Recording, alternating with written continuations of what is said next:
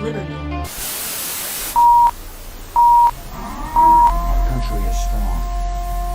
A great people has been moved to defend our great nation. Terrorist attacks can shake the foundations of our biggest buildings, but they cannot touch the foundation of America. In the councils of government, we must guard against the acquisition of unwarranted influence, whether sought or unsought, by the military-industrial complex.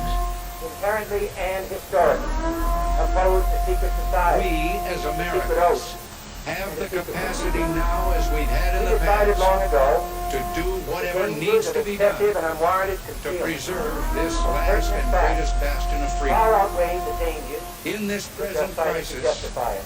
government is not the solution to our problem. Government is the problem.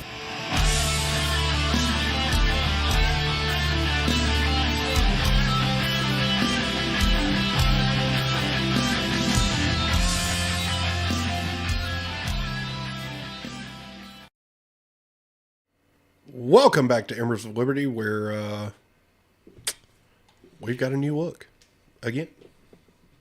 Things are much more comfortable this way, by the way. Yeah, and I particularly enjoy it.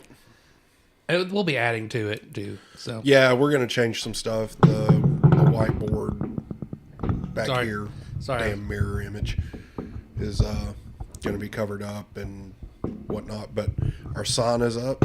Joe added some lights to it, and I must say, it looks chef's kiss. Good job, Joe. Thanks, man.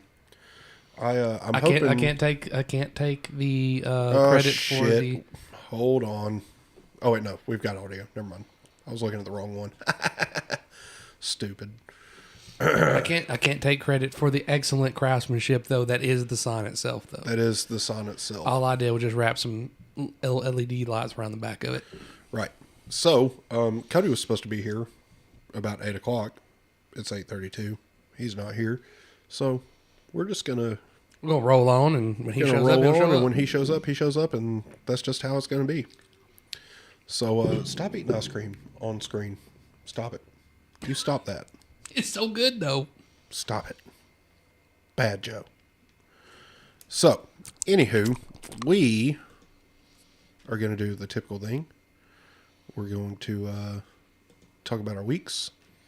So, Joe, how was your week? Very busy. Very busy. Finished. Hey, scoot that mic away from your face. Oh, yeah. It's A little more. A little more. There you go. Yeah, there we go. Okay. Anyway, finished school this week. You know, I only have 2 more classes until I graduate with my associate's degree. Nice. I'm excited. Nice, dude. Nice. And I think I actually pulled off an A in biology, even though I thought I was going to get a B. Sweet. So, pretty happy about that. It's good stuff. It's good shit. So, how was your week? It was pretty good. Wrapped up the week with a very, very, very, very impressive show put on by Bush, Breaking Benjamin, and Another Day Dawns. Another Day Dawns I've never heard of. Pretty good. Bunch of young kids out there doing their thing, and it was a hell of a show. Like, I didn't realize how many Bush songs I actually knew until we were there. Yeah, that's what they closed with. I definitely thought somebody else did Glycerine. No, that was Bush. But Breaking Benjamin opened with "Blow Me Away," the Halo 2 soundtrack. That's pretty legit song. It was fantastic. They were better when I saw them a couple of years ago, though. Speaking of, for sure. I think Cody's here, but we're going to continue on because nobody cares about his week. I care about Cody's week. I'm just kidding. I care about Cody's week. Hurry up, Cody. Here. Just move that shit out of the chair, pull it up, and sit down. Sit your ass down, boy.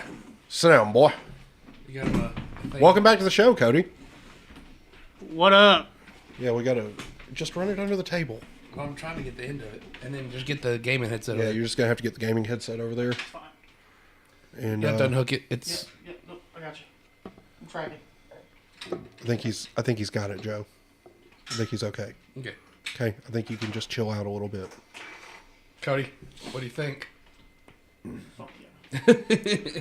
Cody says, "Fuck yeah," to the son. Yeah, but don't touch that mic with your Oh, shirt. God, man, I'm trying. Fuck. I just got off work. Yeah, well, you took forever to get here, and we didn't even start the show until 8:30 Yeah, well, because I had a headache and I needed to eat, and I was working, came straight here. He had to change his tampon. I will fucking stab you. I'll give him a knife. I don't even have a knife on me. I'll figure it out. He'll fight like a monkey. I've got a knife chambered in 9mm. Yes. You can lower that, the knob, just loosen it up. Sorry, we're having some last minute adjustments here. There we go. And you can kind of tilt it towards your face a little bit too, and that'll. Will that help? There. Better? Yeah, Yes, yeah, actually, that's a lot. much better. Okay, cool. Welcome back, Cody. Yeah, it's been what? A long freaking time. 8 months. Long Go, time. you know the thing. That one. Yeah, that one. Mainly that one. It's been a while since you've been has. on. I think you've been on once while Kate has been here. For a very short period, and then you left. Yeah, no, I hopped in. I think somebody was here. Or I was meeting somebody to do something. Or, Yeah. You brought a friend with you, and Was that when Chris came down? yes, I think so. yeah. Yeah. Yeah, I think so. You were here for about 10 minutes, probably Yeah. 10, 20 minutes, and then you left. So, again, a warm welcome back to the show. And Oh, thank you. we give you props. Appreciate it. Yep. We give you props for the sign. No, that's 100% Chris. Well, I mean, you got it for us. No, well, So, that's true. but glad you're here. Yeah, that thing Glad you does made look it dope. safe. It does. Yeah, it looks spectacular. Like Anchors Away Woodworks. Fucking hit that guy up. He Absolutely. does fantastic work. So, how was your week, Cody? Ugh. It was a week, man. Honestly, look, Tuesday through Friday was great. It was. Today was fucking horrendous. Like, it just couldn't come to an end, and anything that could go wrong went wrong all day today. Sounds about right. Including, look, mind you, my job closes at 6 p.m. Right. I left work and came here. Yeah. And I got here an hour late-ish. 30 minutes late, Yeah. roughly. But you Yeah. made it. That's the important Yeah, thing. I'm here. I wasn't going to not come. Yeah. So we were discussing the Breaking Benjamin show that was last night. And me and Kate went. Oh, was it good? It was fan-fucking-tastic. Hmm. Bush and Breaking Benjamin put on a hell of a show. I'm actually, sorry to squirrel just a little bit. I'm actually going in September, I believe it is, and going to see, it's Louder Than Life. It's the Louder Than Life music expo. It's like, I don't know. shit, why am I drawing a blank right now? Fuck. Weezer's a headliner. Coheed and Cambria's a headliner. Green Day's a headliner. Dude, there's a lot of big names. That'll be a good show, too. Yeah. Yeah. So, anyway, but yeah, so that was pretty much the extent of it. It was a pretty good week for me. And, it's, Czars. It's time to talk freedom things. America! So, first off, big news story happened first thing this week. Russia is accusing Ukraine of drone attacks on the Kremlin. And I, for one, do not buy it. No. After watching that video, I'm just like, bro, like what they use a bottle rocket? Well, so while we're doing it, was an unmanned. It was like a quad rotor. I think it was moving way too slow to be a winged. I mean, it could have been a drone But I mean, I don't know. So we're just with going an to take M80 it. on it. I mean, it doesn't look very powerful, whatever it is. We're going to take it to PBS NewsHour real quick and see what this is all about. Today, Moscow woke to a dramatic image, an apparent drone exploding over the Kremlin, the heart of Russian power. The Russian president's press service accused Ukraine of a failed assassination attempt, but Kyiv denies any involvement. Nick Schifrin's following today's developments. Joins me here now. Nick, good to see you. Thank you very much. You've been reporting on this all day. What do we know at this hour about what happened? Moscow says that 2 drones flew over the Kremlin after about 2 o'clock in the morning, and cameras filmed 2 explosions about 15 minutes apart. So the drone's right here, right? Right here in this spot. Yeah. Why are there 2 guys? The drone highlighted there in the It looks like 2 men right here at 2 o'clock in the morning. I do believe in the next one you see them moving. explosion there, about 15 minutes apart, 2 explosions. And analysts say that's it slowed down. Maybe right it's there. not. Maybe Analysts it's just say what we're watching is a small drone, what looks like probably it. unarmed, exploded or brought down by Russian air defense. Now, as you said, the Kremlin called that a failed assassination What air attempt defense? against Russian President Vladimir Putin, even though Putin was not in the That's Kremlin probably at what the time. explosion But was. Ukrainian President But- Volodymyr Zelensky but visiting what? Finland denied. I don't know, man. We don't attack Putin or Moscow. We fight on our territory. We are defending our villages and cities. We don't have, enough weapon for this. And we didn't attack Putin. We leave it to tribunal. A tribunal, a rep. So essentially what he's saying is that they are going to leave judgment to the tribunal when it comes to Putin, because of war crimes or whatever. So here's the thing. So initially they accused Ukraine, right? I'm having issues. Don't die. It's bad for stream. I told you to stop it. Over sorry. There. I told you. Didn't I? Didn't I tell you that? Hey, he Didn't I suggested. tell you? In Soviet Russia, food eats you. Blame him.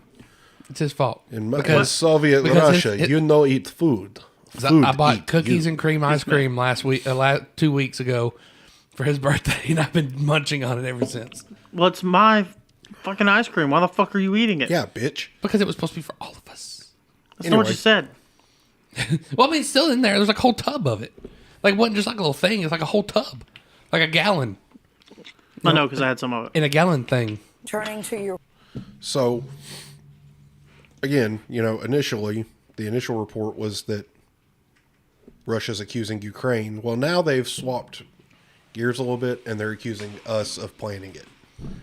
So, that's fun. Ukraine now, Russian forces attacked several cities with drones overnight. Russia says these strikes are retaliation for an alleged drone attack on the Kremlin yesterday. Now, Moscow claims the target was President Vladimir Putin. And this morning, a top Russian official accused the U.S. of planning it. Charlie Daggett is in Dnipro, Ukraine, with more on this part of the story. Charlie, good morning to you. Good morning to you, Gail. That accusation came from Kremlin spokesman Dmitry Peskov, saying attempts to disown this from Kyiv and Washington are absolutely ridiculous. Those are his words. We know very well decisions on such attacks are made not in Kyiv, but Washington. Kyiv is just doing what it's told. Russia had vowed retaliation for this alleged double drone strike, something the Kremlin called a terrorist act and an attempt on the life of President Putin, without offering any evidence to back up the claims. But overnight, the Russian military unleashed a wave of drones toward Ukraine, with Ukrainian air defense officials saying they destroyed 18 of 24 drones, including every single one headed toward Kyiv. The third time the capital has been targeted in 4 days. Ukraine said it had nothing to do with the alleged Kremlin attack, accusing Russia of staging the whole thing. The Ukrainian president putting the blame firmly at the feet of Putin. It's all really simple, he said. Russia has no victories. He can't send his soldiers into death anymore. He can't motivate his country anymore. Now he needs to find any possibility to motivate them. Even before the Russian announcement, the southern city of Kherson bore the brunt of the payback. Officials say Russian shelling killed 21 civilians and wounded dozens more, hitting a supermarket, train crossing, and residential homes. in an ominous sign of more trouble ahead. A curfew has been declared for Kherson City through the weekend. Now, some voices in Moscow are now calling for the direct targeting of President Zelensky himself. One general saying Kyiv has crossed another red line, predicting a strike on Ukraine's presidential palace in retaliation. Tony? Okay. So, obviously, this is bad, right? This is an escalation that we didn't need, we didn't want. Granted, though, I think it's all Russia, though. And that's the thing. Like, I really firmly believe that this is 100% a Russian red flag. They're trying to set up a way to essentially do whatever they want to do and not bear any consequence for that, because they're going to blame everybody but themselves like they always do. Right. So, it's just one of those little fucking things that there's really no good explanation that we can give that hasn't already been given. Yeah, because my thing is, you look at it, like, that is the worst, attempt ever at doing anything. Like, there we go. Sorry, needed that to get all it did was just blow up over the building and then just fall on the building. Yeah, and, at the end of the day, do you really believe that the Ukrainians know where he is? Putin has 6 lookalike offices scattered around the country. Nobody knows where he's at. He's paranoid as shit. You're not going to hit him with a fucking drone without some really good intelligence that says, hey, this is where he's at. Also, it hardly looked like there was enough payload on that drone to do anything. I don't think that was the payload of the drone. I think that was the ground-to-air missile probably that they. But you didn't even see anything hit it, like that, or it was just the rocket fuel that was residual in the drone. See, that's my question though. Is you saw ground-to-air stuff going on with the other drones, right? You didn't see anything with this one. No, it just flying and went poof. I don't know, man. To me, it's weird. It's weird. So, verdict. Oh, it's Russia. Russia doing Russia things. Cody? Russia, for sure. I'm going to go with Russia as well. So, that's that. I don't see why we would coordinate that kind of attack. If first off, if we wanted to kill Putin, we would fucking kill Putin. Yeah, oh yeah. We have the capability to do that. For sure. We don't need Ukraine to be able to do that. No. At all. One easily laser-guided missile, or heck, even anything. Surface-to-air missile, anything. We'd have it there. It'd be done. Yeah, so it's whatever. Don't call Tom Cruise. We got this. Okay, when it comes to Russia, we also have audio from a Russian spokesperson. I'm going to be honest with you. I'm kind of retarded. Yes. Yes, you are. We know you are. Fucking Russia. Fucking Russia, man. Freaking Russia. So, anyway, that's that. In other news, more domestically oriented, have you heard about the Biden administration's plan to punish people with good credit scores when they buy a home? Yes, I have. So, it's also supposed to roll down to everything else. Yeah, pretty much. So, there's a lot of states that are really fucking unhappy about that. I don't blame them. And, it's just one of those things. Treasury official where there's again, this is going to backfire. You can't. Let's just watch the video.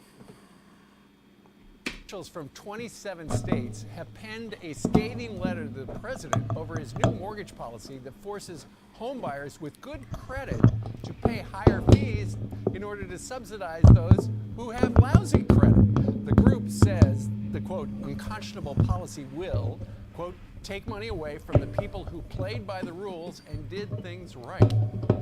Joining us right now, we got West Virginia Treasurer Riley Moore and Utah Treasurer Marlo Oaks. They both signed the letter. They've joined us live from their respective states. Riley, let's start with you. This is not fair, is it? No, absolutely not. And, you know, this is kind of typical of the liberal equity agenda where there's rules in place. And when they don't get the outcomes that they desire, well, let's change the rules, right? I mean, it doesn't make any sense. It's going to create perverse incentives in the marketplace. Right. And it's probably going to load up balance sheets with a lot of volatility. I mean, this is absolutely insane. Okay, so for folks at home to understand what's going on right now, given these fees, if you got good credit rating, how your fees are going to go up. Let's say you borrowed, you took out a mortgage, $350,000, you put 20% down. Borrowers with a higher credit score before May 1st were paying $1,750. And after May 1st, Marlo, it's $3,000. That's not just... Focus on that for a second, okay? You nearly doubled the fees for people with good credit scores. Yep. To what? Recreate the 2008 the financial crisis from 2008? That's exactly what's going to happen. That was based on subprime mortgages given to people who could not pay their bills. That's exactly what's going to happen. This is just going to cause another housing bubble, and it's all going to come down again. Again, if you haven't seen The Big Short, I highly recommend that you go watch that movie. Because it explains the housing crisis in 2008 in a way that most people will understand. And honestly, this is bullshit. It is. Okay. I don't understand how you can punish people that are doing the right things and have a good credit score and they've paid their bills on time. They maintain low balances on credit cards. They do all the things that they're supposed to do the right way. And you're going to shit on them with an extra $1,300 in fees? I mean, honestly, this is a double-edged sword. So if the American people and the leaders of the state, if you will, of each state, wanted to, they could slap them in the face immediately on this. Like, you remember back, I think it was one of the last shows I was on when there was the student loan forgiveness. Yeah. It's the same thing. It is. Essentially. Yeah. So you're saying because you didn't do your job and take care of your shit, I have to take care of it. Or work hard to make sure that you could get into a proper education. Yeah. Somebody else has to pay for it. But we're going to forgive them. We're going to forgive the people that Even though you paid all of your loans back, we're not going to give you any money. But didn't. now because you didn't try hard and you have shitty credit, we're not going to charge you money. We're going to charge the other people money. Yeah. Because we don't want you to not be without a house. Yeah. Okay, no, fuck you. All this is going to do is it's going to jack the prices up on houses again. Yeah, pretty much. Yeah, it's still now they're going to be like, oh, we can take advantage of these people with bad credit and give them loans with a higher interest rate because they're paying less of a fee when it comes to closing costs or whatever the fees are. Everything on it. And now we just give them higher interest rates because we're not getting the fee money out of them. So we're going to get our money in the interest rates. And these other people are going to pay higher fees with a lower interest rate. And you're going to pay the same. And you're going to end up paying the same. But these people are probably going to default on their loan and we're going to be able to take their house and sell it again. Yep. Exactly. That's exactly how it's going to happen. This is not sustainable. Like this whole equity thing that the Biden administration wants to do is bullshit. Okay. Equity is a myth. Equality is truth. We're all equal under the law. Period. Right. You can do whatever you want to do, say whatever you want to say. At the end of the day, women, black people, Asians, Hispanics, white people, they all have the exact same constitutionally guaranteed rights. Okay? Period. That's the end of it. You are equal in the eyes of the law. If you want to make a case that says, well, What about systemic racism? Show me the law. If you can show me the law that is systemically racist, I will take your side. But guess what? You fucking can't, because it doesn't exist. We'll say they'll claim that it's systemically racist because black people don't make as high wages as white people, and blah blah blah. And that's what they'll say is race. You know, that's why they'll say it's racist, even though anybody can go get any job they want. It comes down to the fact that you are perfectly capable of getting a better paying job if you apply yourself and learn the skills necessary to get a better job. Right. You know, I don't want to hear all this bullshit about, well, what about fast food workers? You know what's happening to fast food workers? They're getting phased out because McDonald's, instead of paying minimum wage for people to work in the lobby, they're just staffing the drive-thru and having one person that can man the front, and all of your orders are at a fucking kiosk now. Yep. And that's most places. I mean, honestly. I'm gonna be honest, when I go to Taco Bell, I use the kiosk. It's so much easier.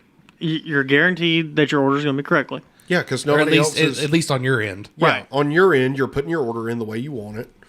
This is just another example of bullshit that's going on in the world, and I'm fucking sick of it. I mean, everything comes down to people just not giving a shit about anything anymore, though. If you want to get down to the nuts and bolts the problem is that we live in an instant gratification society. Right. If you want something, you expect to get it right now. I think that's what everybody it's kind of getting at is like nobody gives a shit about anything other than their own gratification. Yeah, and that's not how societies function. Societies require sacrifice. Well, all the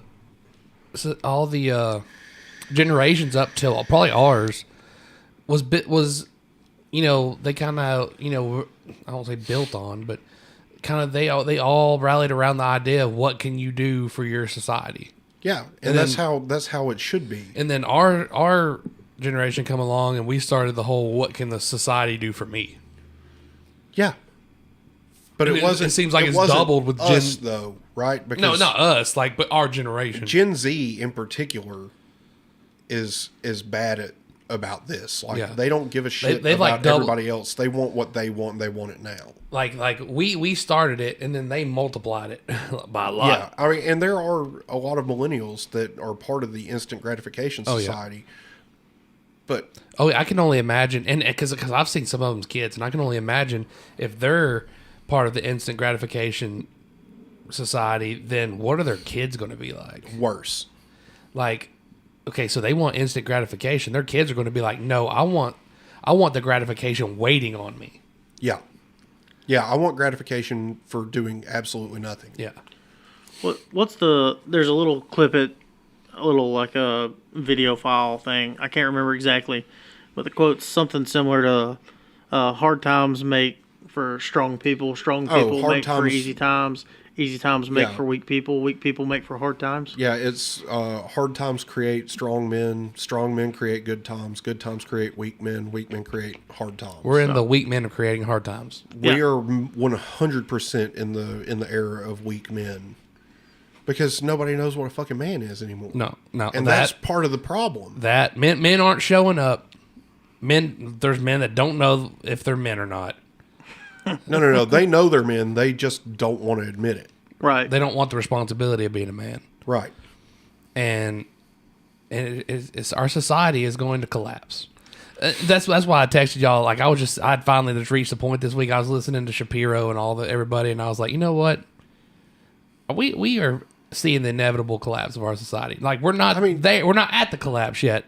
Right. But we're riding that slope, and we're riding it. Like, I mean, that's so when you sent that, I read it out of context. I guess probably kind of the same way Blackman did, looking at it as you were saying it, as if it's just now happening, like it hasn't been an ongoing thing. No. But saying it in context with everything else that's going on, and everything else that we've talked about tonight.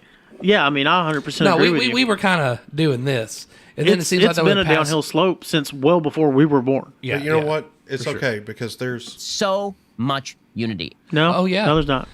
There is. There's not. No. There is. In our next little topic here, we will talk about all that unity. Yep, we will. That's sarcasm, by the way. Anyway, let's go ahead and finish this out. Well, that didn't work. Just like $20 here or there. That's over $1,000. It's it's amazing to me that this kind of policy is even being suggested and implemented.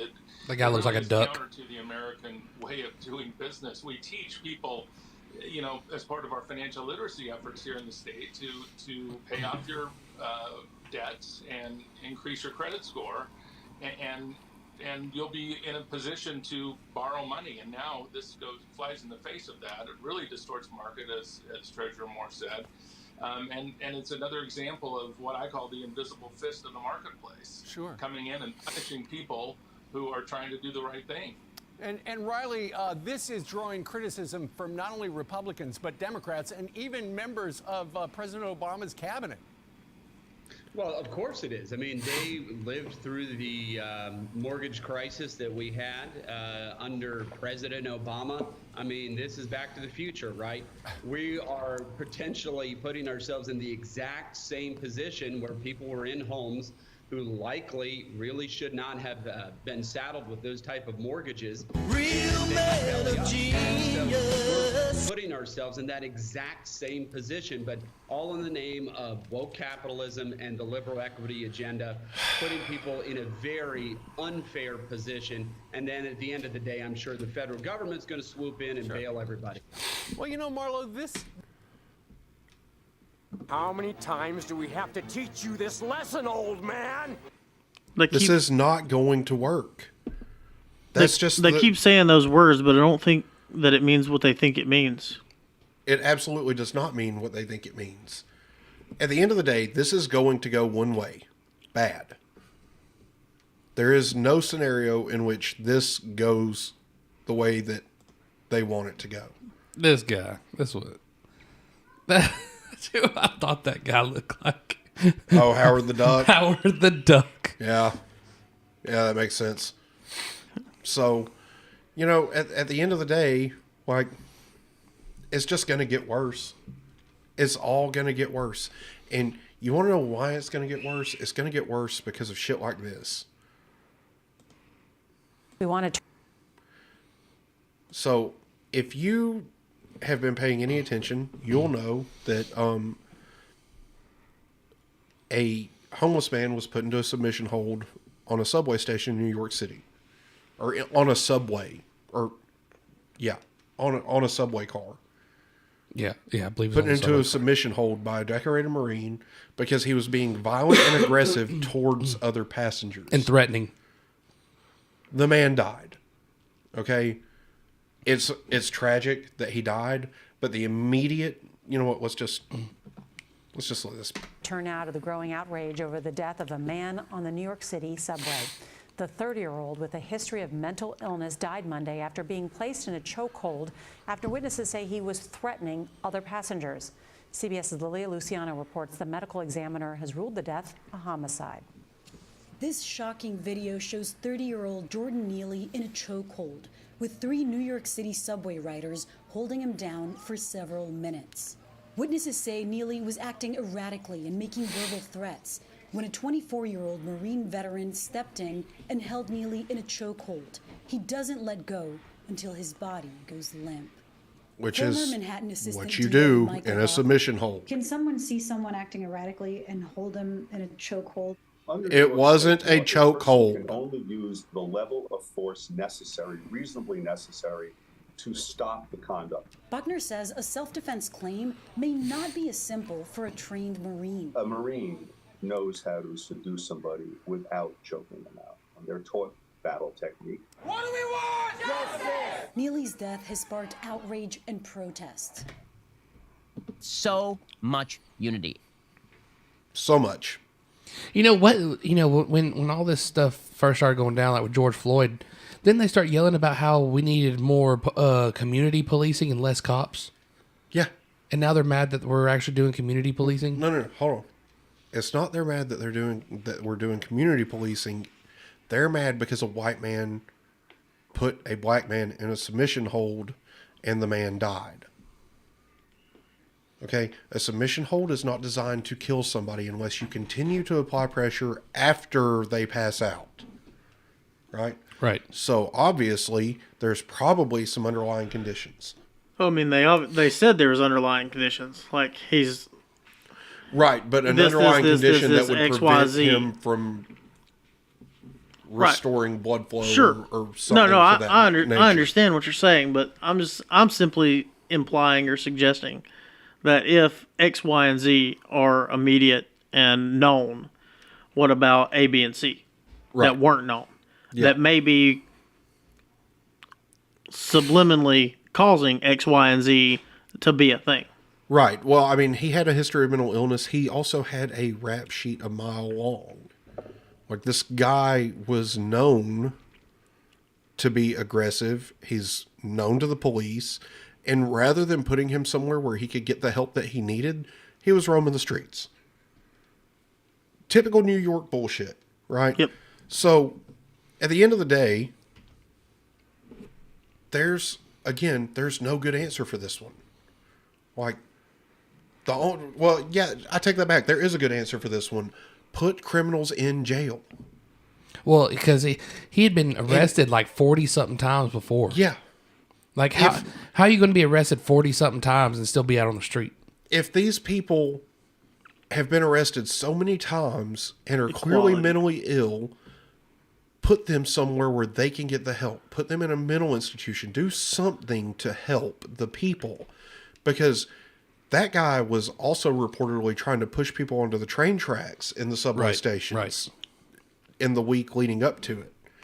So, this is nobody's fault but your own. Like, at all. This is it. This is your fucking fault that this guy was out there to begin with. So, my personal opinion on this, and tonight's my first time hearing about that. I don't news. I try to stay away from it. I've got enough stresses in life already without watching the news and seeing a whole bunch of bullshit. Right. I honestly feel like just hearing what was said in that video clip, which I'm sure there's more behind it, on both sides. No, there's always more to it. Definitely. I feel, and hear me out on this, it won't be as drastic, but it's gonna be a Kyle Rittenhouse situation. It probably will. Yeah. It most likely will. And the calls that he murdered this man are already out there. You know what? To murder somebody, you have to have the intent to kill them. Right. Okay? This was an involuntary manslaughter at best. Self-defense going wrong. Yeah. Which, I mean, is basically the same thing. Just...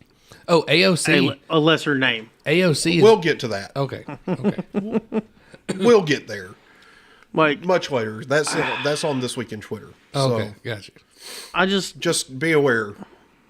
The people who are saying that this guy was murdered are completely wrong. This guy wasn't murdered. Okay. At the end of the day, he was acting erratically. Citizens stepped in to subdue the man, and he died. Okay. There was no ill intent there. The Marine has spoken out and said, I didn't want to hurt him. Right, because it shows that when they said as soon as he showed, as soon as his body went limp, he let him go. Right, exactly. And this typically, the way that your body works, typically, once you pass out from a submission hold, not a choke hold, there's a big difference. Your heart pumps the blood to your head, and you're fine. Right. You wake back up in a few minutes, whatever. Dizzy, droggy. Yeah, because whatever. You just had the blood flow cut off to your brain. Right. Yeah. Or greatly restricted. You know, maybe the Marine was holding it too tight and didn't realize how tight he was holding it. But at the end of the day, he was trying to protect the people on that train. He wasn't trying to do anything wrong. No. This is not a George Floyd situation and where he's sitting on the back of the dude and he can't move. You know what I mean? Here's the thing. I will fucking die on this hill. Okay? That man didn't murder anybody. No, I agree. And he's going to live with the fact that the guy died as a result of his actions for the rest of his life, and that's punishment enough. Especially, even though he doesn't deserve any punishment. Especially knowing that he wasn't trying to kill the man. Right. If anything, this man's a hero. I mean, he's already a hero over. He was a hero to begin with because he was a Marine. Right. But at the end of the day, I don't think that this makes him a hero. I think... Well, he was defending people on the train. Right. The man was being aggressive and threatening people. He wasn't actually hurting anybody yet. I But wouldn't say hero. I would say an outstanding citizen. Yeah, fair. In an effort to prevent an escalation, he chose to subdue it. Right. But there's a bunch of other people sitting on that train thinking, oh, I don't want a piece of that. Like, I'm going to get in trouble, blah, blah. And he chose to be that person. So applause. It's going to cause a lot of, it's going to cause backlash across the board. Like, more so than it is already. Essentially, if they rule it as against the Marine, saying, hey, you killed this guy. Not, yes, he died in a homicide, but hey, you're guilty, you killed him. What that's going to set is a standard, a precedent, saying that nobody can step up and defend anybody else. Period. And now that's the part rules. That's wrong. That's the part that's bad. But that's the thing. In New York City, it already does. It does. But it's going to set the stone across the world. Mm-hmm. All these liberal Democrat cities have huge crime problems. And, they want to sit there and say red states have higher crime rates. Where is the crime happening in those red states? I mean, we might have a higher crime rate, cities. But we don't have that level. No, absolutely not. Like, we might have more petty theft. We might have people not wearing seatbelts, Roll Tide. But at the end of the day, they're going to point and say, well, red states are less safe than blue states because, look, their crime rates are higher. Yeah, they're higher because of the blue cities that are in those states. Yeah, no, absolutely. All things being equal, if you get rid of the Democrat-controlled cities, the crime rates across America are probably pretty flat. Yeah. I mean, if you control for blue cities and get rid of all of that, I'm willing to bet money that they're almost flat across the board. So, I think the consensus here is that this guy didn't actually do anything wrong. No, he did not. So the people out there saying that he murdered them or that he murdered that guy, you can go fuck yourself. I'll put it this way. If I'm out in public, I'd want him in public with me. Yeah. Yeah. I would rather have him than... He could watch my six for sure. Than somebody who's not going to step in and do anything. Right. Absolutely. So, I don't know. The coverage on it is just... disgraceful. Oh, yeah, because all it is murdered. Well, all it is a bunch of race-baiting bullshit. It is. It's just another thing that they're going to use to say, oh, look at how racist America is. America's not racist because a white man killed a black man. You know what they're not showing you? And this is also on This Week in Twitter, but I'm going to go ahead and tease it a little bit. They're not showing you the full picture. They're focusing in on white on black. Right. If you look at black on white crime, exponentially higher. If you look at every other combination of interracial crime, white on black is actually very close to the bottom. But yeah, let's focus on this because it perpetuates the narrative. The narrative is bullshit, and you need to understand that the narrative is bullshit. Oh, before we move on to the next topic, I think we owe somebody a tally-ho. Because somebody who's just started watching recently donated us another TV so that we can dual monitor this bitch. So on 3, let's give Ben a tally-ho. Ah. In 3, 2, 1. Tally-ho, Ben! We really appreciate it. We're not using it tonight because I forgot to bring... Well, actually, I didn't forget to bring... I didn't know that I needed it. I need a display port to HDMI cable for that TV. And I have one at the house. Just forgot. And we're still working on the setup a little bit. We're still working on the setup a little bit. We're hoping to put some of the flags back up here in a cool way. And it'll be so cool. It'll...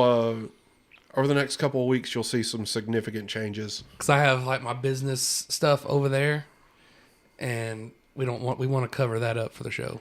But again, Ben, thank you. You're the bomb. And if Lonnie were here, we wouldn't need this button. But he's not here, so yeah. Have you heard Lonnie do that, Cody? No, but that is amazing. Oh, it's beautiful. His sounds way better than It that. does. I It mean, I sounds imagine way better. Just knowing Lonnie. Yeah, I mean, just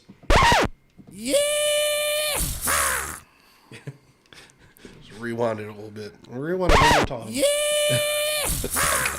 That is delightful, by the way.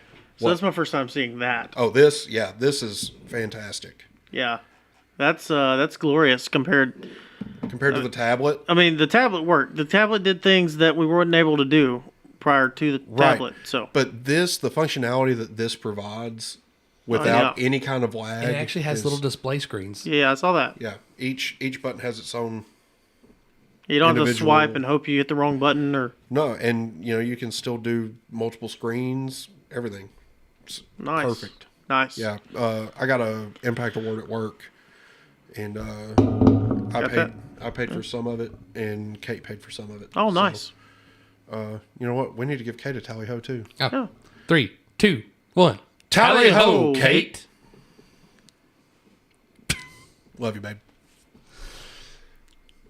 So, fuck it. Since we're on Tally Hoes, we shouted out his company, but y'all didn't know his name. So, his name's Chris.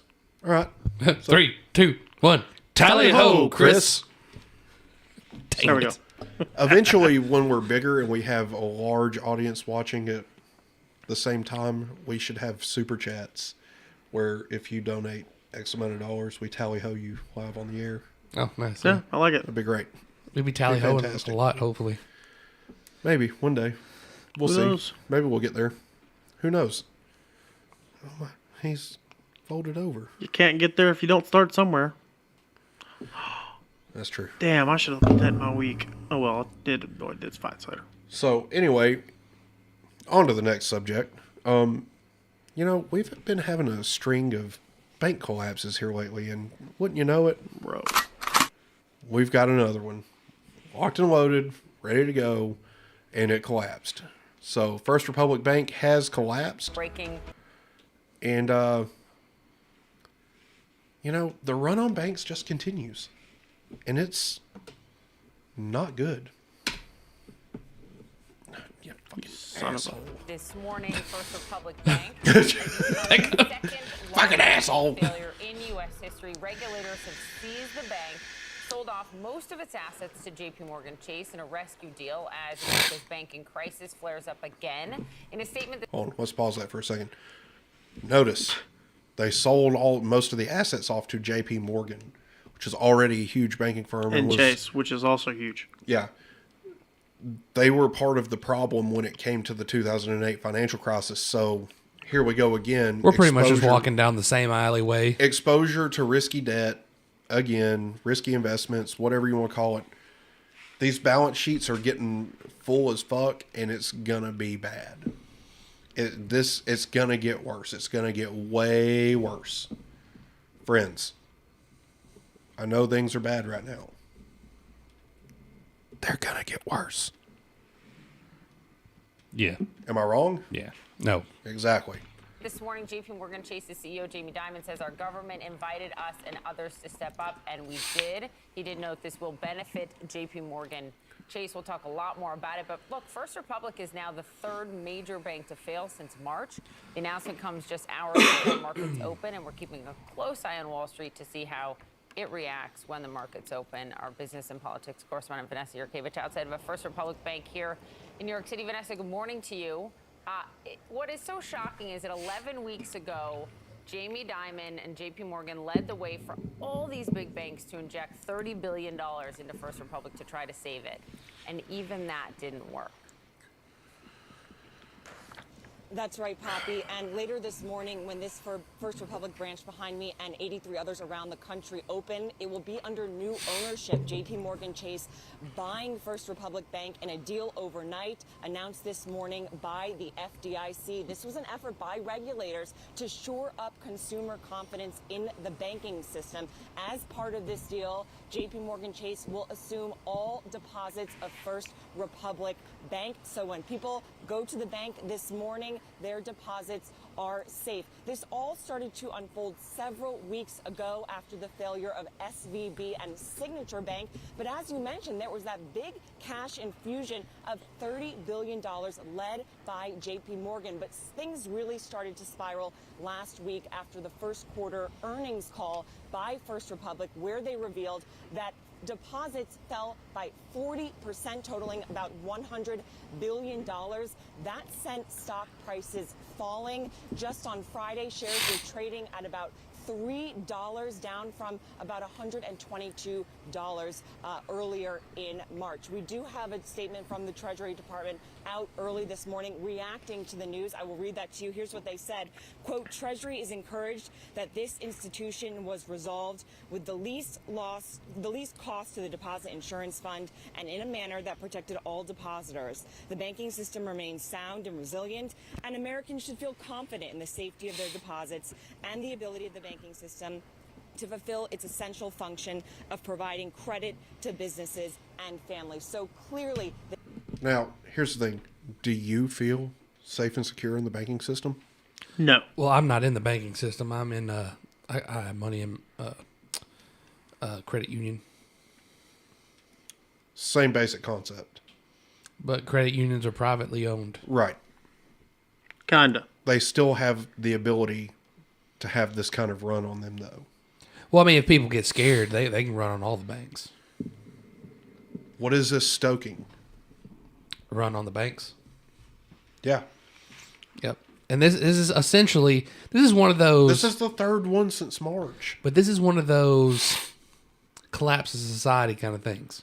You run on the banks, you ultimately collapse the market. I mean, it's one of those, what do you call it? Perfect storm kind of moments. Yeah. I mean, but at the end of the day, all these banks have one thing in common. They have exposure to risky investments. They're not getting big returns because government bond yields are way down. It's not surprising. You know, like when you what pump happens money when the into banks the crash? economy, everything crashes. The quote-unquote tangible funds are gone, right? Right. They've already been talking about wanting to go strictly electronic funds. When it digital goes to currency. Same thing. Electronic funds, digital currency. And the next thing you know, world currency. As soon as that happens, you don't get to decide how much money you have. The government does. They do. Yeah. Especially if they start the whole social credit system. If they decide, hey, we don't really like what you're saying, hey, we're going to deduct you $5 today. Yeah. That's it. They would have complete control over everything. This is just leading to that. Yeah, that's what's going to happen. And I was going to say, that's a good time to start talking about investing in gold and silver. Gold and silver looks like shit too. Doesn't matter. Yeah, but gold and silver are inherently valuable.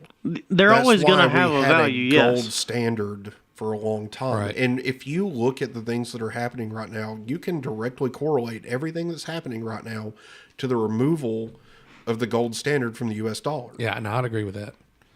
However, all of it, including the pay of CEOs as compared to the pay of workers. The second that we were taking off the gold standard, that started skyrocketing because money was fungible at that point. You can do whatever you want with it. You don't have to have any inherent value to it. You can just print more and it's the same value. Something's only worth what somebody's willing to pay. Yeah, exactly. Well, see, in a grid down situation, gold and silver ain't gonna be worth squat. No. You know what it is? Bread, food, ammo, clothes, clothing during the wintertime. Did you say ammo? Ammo. I got a lot. Ammo. Well, no, I don't have a lot of that. Listen, motherfucker, I'm just ready to start paying for things in bottle caps. I don't have a lot of ammo. I dropped it at the bottom of the lake. That's right. But I do have a lot of ammo. At least I think I have a lot of ammo. It's at the bottom of the lake. I don't have enough. Oh, I never have enough. Well, I didn't say I had enough. I just said I have a lot. So we're going to take a trip down to Larry's. No. So we're gonna go to a place that I like to call off in left field. Right. So my theory on ammo stockpiles is that I don't need an ammo stockpile. I need enough to be able to effectively fight if I need to. And take your ammo. Anything that I need ammo-wise. Assuming you're a bad guy. I can just take it from whoever I kill. Yes. Ultimately, you need one bullet. Right, but you got to be a really good shot with that bullet. Yeah, I prefer more. I like accuracy, but I also like the idea of, Listen, man, I was an AK fan for a long Volume. time. Accuracy and volume is a real thing. I like accuracy and volume. Yep. So. Hey, Chris. Speaking of him. I don't see him. It's here online. Well, that's fantastic. Are you live over there? I know you say you're live, but are you live? Should be. Yeah, mine's just live. Yeah, I don't see his chat yet. It may have just not popped up yet. It's here for me. Anyway, welcome, Chris. Oh, there we go. I had to change it to live chat. Oh, yeah. Now I just see Cody. That's- All I see is penis. That's There not we me. go. That's Chris. Oh, that's Hazard. Yeah. Yeah. yeah. Wait. Same. Chris that came down. Yeah. Hazard. Hazzy. But not that Chris. Not that Chris. No. Okay. So actually, Hazzy Chris, that Chris Hazzy, had that sign in his possession for like almost a year. That he got it from other Chris before I could make it back up there and get it. Right. Okay. Gotcha. It's finally on the wall, Hazzy. It's finally on the wall, and it's got a nice little light behind it. And we have underglows. Hey, not Need only for Speed Underground style. not only that, Hazzy, the best thing about shotguns, and I got this from some movie or Hold some on. skit. Hold on. So, before you go into that, Hazzy says, shotgun buddy. Shotguns, buddy. Cheap ammo and easily modified. Okay, sorry. Yeah, you haven't been here a minute. You gotta make sure you read the Yeah, comments. I Yeah, should you know can't that. just answer it. I should know that from me doing the things that I do. Oh, yeah. My bad. I got it from some skit or some movie or something somewhere, and I don't even remember where. But they're like, you know what you need? You need a shotgun. You know why you need a shotgun? Because the further away you are, the more shit you hit. That's fair. That is fair. like it. Chris, we agree. It does look good. Indeed. Very good. It's very nice. Hazzy said it looks good. I think good is an understatement. I think it looks Majestic. Phenomenal. It looks... It is the best. Excuse me. Probably the greatest sign that's ever been created in the history of all signs. The craftsmanship is magnificent. When you ask a lot of people who've crafted things, they say probably the greatest craftsmanship ever. And when Anchors Away Woodworks does craftsmanship, they do it tremendously, bigly, You need to record that and send it to us so we can use and that strongly. as a like commercial. Donald out. Don't worry, I'll clip that later. Anyway, sorry, I was being a little... Stupid. No, that was fucking gold, bro. That was pretty good. Gold. Shiz me. So, anyway, thoughts on the First Republic bank collapse? It's gonna keep going. It's It's... because if you notice that first one happened and there was like there's a good bit of space, and then the second one happened, and this is the third one. Yep. You know what I mean? It's like it's gonna get quicker. Yeah. It's a snowball effect, man. That's how it all works. Yeah, I tend to agree with that. So So if you got a good job, make sure you're showing up on time and you're paying your dues, because you And, probably want to make sure you keep that job. and even if you do get a job, you probably need to be ready with one of those. Yeah. One of those boomsticks. That sounds like a shotgun. We like the boomsticks. That does sound like a shotgun, actually. Or a really crappy pistol, like a high point. Yes. Probably a high point. Whoever recorded that audio Oh definitely no, had a that high sounded point. too metally to be a high point. Like, You couldn't. A high point is it's metal. It's a chunk. It's a brick of metal. It's literally It's a fucking hammer. To me, it just looks like plastic. It is a firearm-shaped metal block brick. of metal. Yeah. Because that thing ain't shooting. Fair. It's It not. ain't gonna do nothing. No, it'll shoot. There- It will you know fire what? a projectile, not accurately, but it will. There will, if you've got a high point, there will be none of this. Oh, there'll be some of that, but you ain't hitting nothing. Well, no, because that thing's not going to fire. Now, what there will be some of is you. As he says, lever action. Play it again. That's not lever action. Yeah, no. Maybe. No. If anything, that's the charging Shotgun. handle on a shotgun. That's a shotgun.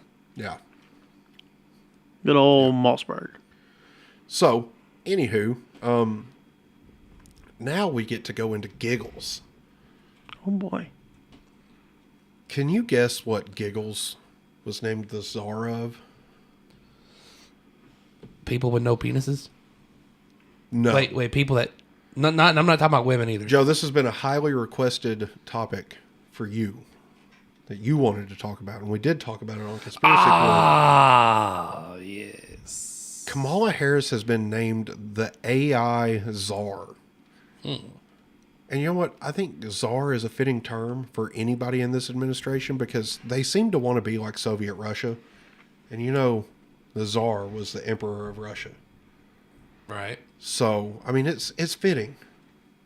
Now, do I think that Kamala Harris should be doing anything with AI? Absolutely the fuck not. Absolutely not. I don't think anybody should be doing anything with AI. Well, that's ultimately. true. I don't think anybody should be doing anything with AI either, but Kamala Harris Terminator? in That's how you get it. particular. No, okay, so we discussed Terminator last week. So it's all a falsity. We think that and Elon Musk explained it. So we're all fed the tale that and we're off. we're all fed the tale that Skynet, was self-aware, blah blah blah, Brace right? yourselves. No, Skynet was a defense software. Okay. Okay, well, eventually it got to the point where it was going a little too far, and human beings said, "All right, no, Brace that's yourselves. enough. We need to shut you down.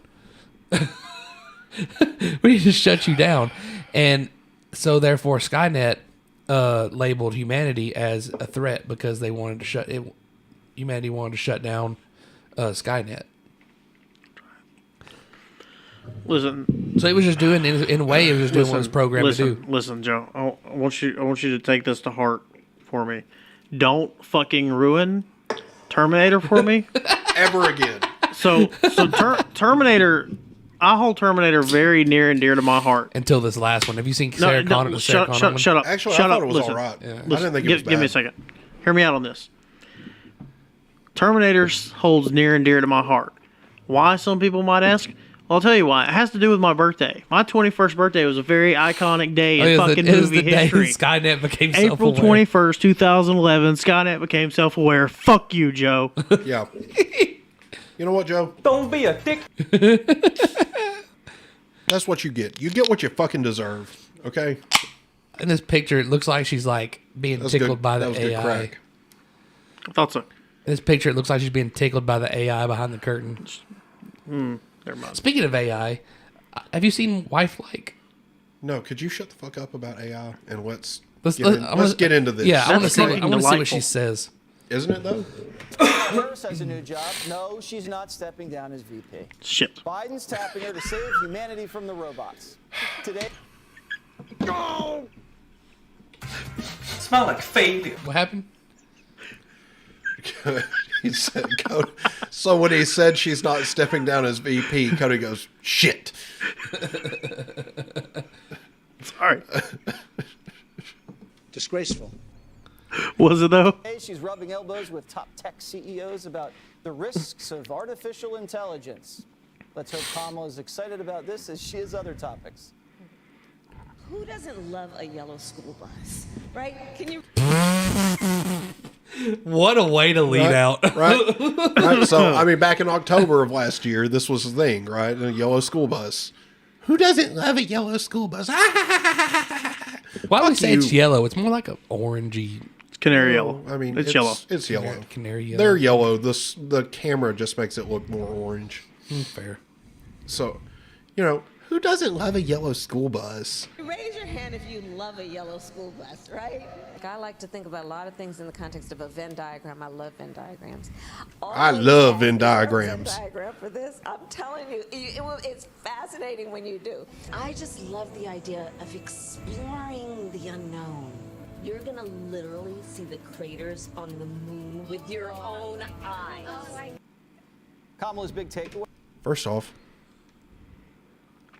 This woman is far too dumb to be in charge of anything related to AI. Yes. Period. Yes. Like, end of discussion. Especially that Pepto-Bismol looking jacket. You lose. Good day, madam. Please leave. Go away. Nobody likes you. You're adopted, and nobody loves you either. You know, the other day I heard where they were doing like a thing where was it a poll? And so basically, nobody wants nobody wants Joe Biden to be president again, right? But everybody knows what's behind Joe Biden, so they would rather have Joe Biden than Kamala. Isn't that sad? Yep. No, I'd rather have a brain dead president than to have Kamala. Yeah. Me too. Oh, I mean, technically, yeah, me too, But really, who do you think's pulling the strings? As much stupidity is going on. Dr. Jill Biden. You're making my eye twitch. I think Dr. Jill Biden's pulling them strings, especially after the stuff I heard the other day. Come on, man. I'm in charge, man. Corn Pop was a bad dude. Damage you. Jill, where's my ice cream? Where's my chocolate chip ice cream, Jill? I got a whole fridge of it upstairs. You remember that the video game, the fat video gamer that was like, "Did you drink my fucking Mountain Dew? No. Go ahead, let me smell your breath." That's Joe when he's looking for his chocolate chip ice cream. Oh yeah. Did you eat my fucking chocolate chip ice cream, Jill? Come here, let me smell your breath. Come here, I want to sniff you. What are you doing? What? Get off Facebook. Somebody's asking about our show. Oh no, we'll stay on Facebook. Yeah, stay on Facebook. That's fine. Do Joe things. Do those things. So, again, I don't think she's smart enough to be in charge of fucking anything, much less AI, because AI is a big fucking deal. And I, personally, think that AI should go fuck itself. And eat a dick. Thank you, Joe. Even though that's not the typical phrase, I'll let it slide. Then all of a sudden, everything just goes... It's like, well, shit. Well, AI told us. So, but again, why put her in charge of this? Why not have a scientist that knows something about AI? No. We get giggles. Giggles the AIs are. Like, why can't we put Elon Musk in AI charge could of it? infringe on civil rights and erode public trust and faith in democracy.